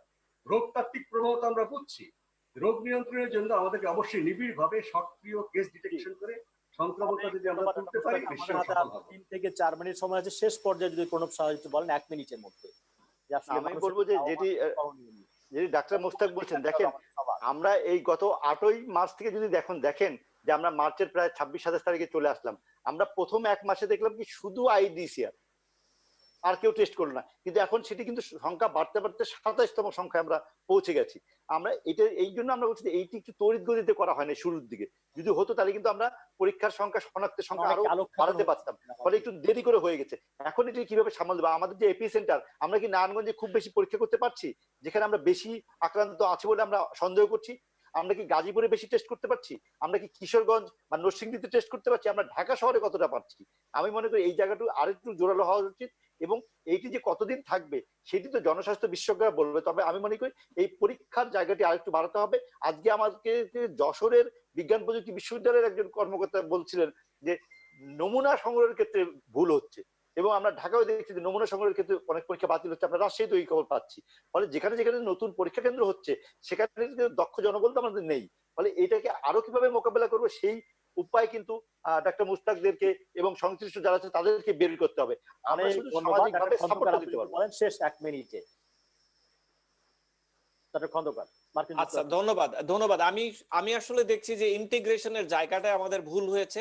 আমরা এমন করি না কেন, প্রতিটি জেলায় একটি করে ফিল্ড হাসপাতালের মতো করি। যেমন ধরুন ঢাকায় প্যারেড গ্রাউন্ডে করা যেতে পারে আউট পেশেন্ট স্ক্রিনিং সেন্টার। এখানে এইরকম সেন্টার করা হবে যেখানে মানুষ এই জায়গাতেই রিপোর্ট করবে প্রথমে, তারপর সেখান থেকে হাসপাতালগুলোতে যাবে, কিভাবে ম্যানেজ হবে না হবে। প্রতিটি জেলায় যদি এরকম একটি করে সেন্টার করা যায়, স্ক্রিনিং সেন্টার, তাহলে কিন্তু আমাদের পুরো জিনিসটি ইন্টিগ্রেটেড হবে একটি সেন্ট্রালি। এখন হচ্ছে এখানে, এখন হচ্ছে সেখানে, এটি বোধহয় ঠিক হচ্ছে না। ধন্যবাদ। জি, ডক্টর হক সর্বশেষ। শুধু বলতে চাই যে রাষ্ট্র যেন আরো মানবিক হয় এবং স্বাস্থ্য ব্যবস্থাপকরা যেন আরো দায়িত্বশীল হন, এবং জনগণকে আমি শুধু একটু অনুরোধ করব, চিকিৎসা কর্মী যারা আছেন, যারা আপনাদের পাশে আছেন, তাদেরকে উৎসাহ দিন। আপনার উৎসাহ আমাকে আরো সাহসী করে তুলবে। আপনি ঘরে থাকুন, দয়া করে আইন শৃঙ্খলা রক্ষাকারী বাহিনীর সাথে লুকোচুরি করবেন না। প্রকারান্তরে আপনি আপনার বিপদটাই ডেকে আনছেন, আপনার পরিবারের বিপদটাই ডেকে আনছেন। আমাদের দায়িত্ব হলো হাসপাতালে যখন আপনি আসবেন, আপনার সেবা আমরা প্রদান করব। দয়া করে আমাদেরকে একটু উৎসাহ দিন, একটু অনুপ্রেরণা দিন। সবাইকে ধন্যবাদ। আমার যেটা মনে হয় যে আমাদের আসলে একটু দায়িত্বশীল আচরণ করতে হবে। এই যেমন গার্মেন্টস এর কথা যেটা বলছেন, যে যেখানে আছি, ঘরে থাকার ক্ষেত্রে, গার্মেন্টস খোলার ক্ষেত্রে হোক, এগুলো বলে শুনে বোঝানোর জন্য যথেষ্ট কাজ করা হয়েছে। আর ওই যে নতুন উদ্ভাবনের ব্যাপারে বলছেন আপনি আগে প্রশ্ন করলেন, সে ব্যাপারে আমি খালি একটি কথা বলতে চাই যে আমি একজন ডুবন্ত মানুষ, আমি কিন্তু খড়কুটো দেখলেই আঁকড়ে ধরবো। কিন্তু আমি একটু আগে একজনকে বলছিলাম যে খড়কুটো ধরে কোনো ডুবন্ত মানুষ কোনদিনও বাঁচেনি, ইতিহাসটাই সাক্ষ্য দেয়। একজন ডুবন্ত মানুষের সামনে একটি খড়কুটোকে এগিয়ে দেয়া আমি অনৈতিক এবং অন্যায় বলে মনে করি। জি, ডক্টর মোস্তাক হোসেন, আপনাকে দিয়ে শেষ করবো। হ্যাঁ, নিশ্চয়ই আমাদের মহামারী যে পর্যায়ে আছে, আমরা সবাই মিলে যদি কাজ করি, আমাদের মহামারীর যে তীব্রতা সেটা আমরা কমাতে পারবো। হয়তো আমাদেরকে মেয়ের পরও জুন মাসে আমাদের কষ্ট করতে হবে, সবাইকে সহযোগিতা করে সেই কষ্ট সহ্য করার সহযোগিতা করতে হবে। নিশ্চয়ই আমরা সবাই মিলে যদি করি, নিশ্চয়ই বাংলাদেশে আমরা ওইরকম সুনামি আমরা ঠেকাতে পারবো। আমরা এই ঢেউগুলোকে অবশ্যই নিয়ন্ত্রণ করতে পারবো, নামিয়ে আনতে পারবো, আমি আশাবাদী। যে আপনাদের পাঁচজনকে অনেক ধন্যবাদ আমাদের অনুষ্ঠানে আসবার জন্য, কথা বলবার জন্য। প্রিয় দর্শক, আপনাদেরকে ধন্যবাদ আমাদের অনুষ্ঠান দেখবার জন্য, প্রশ্ন উত্থাপন করবার জন্য। আগামীতে আবারও দেখা হবে। সবাই ঘরে থাকুন এবং ভালো থাকুন। আজকের মতো অনুষ্ঠান এখানে শেষ করছি। অনুষ্ঠানটি পুনঃপ্রচার হবে সকাল 7:30 দেখবার আমন্ত্রণ রইল।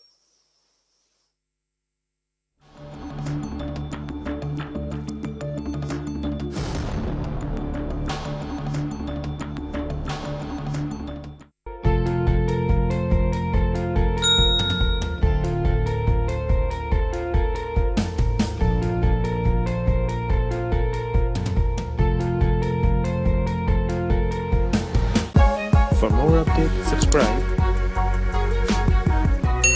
and press the bell icon on YouTube app and never miss another update.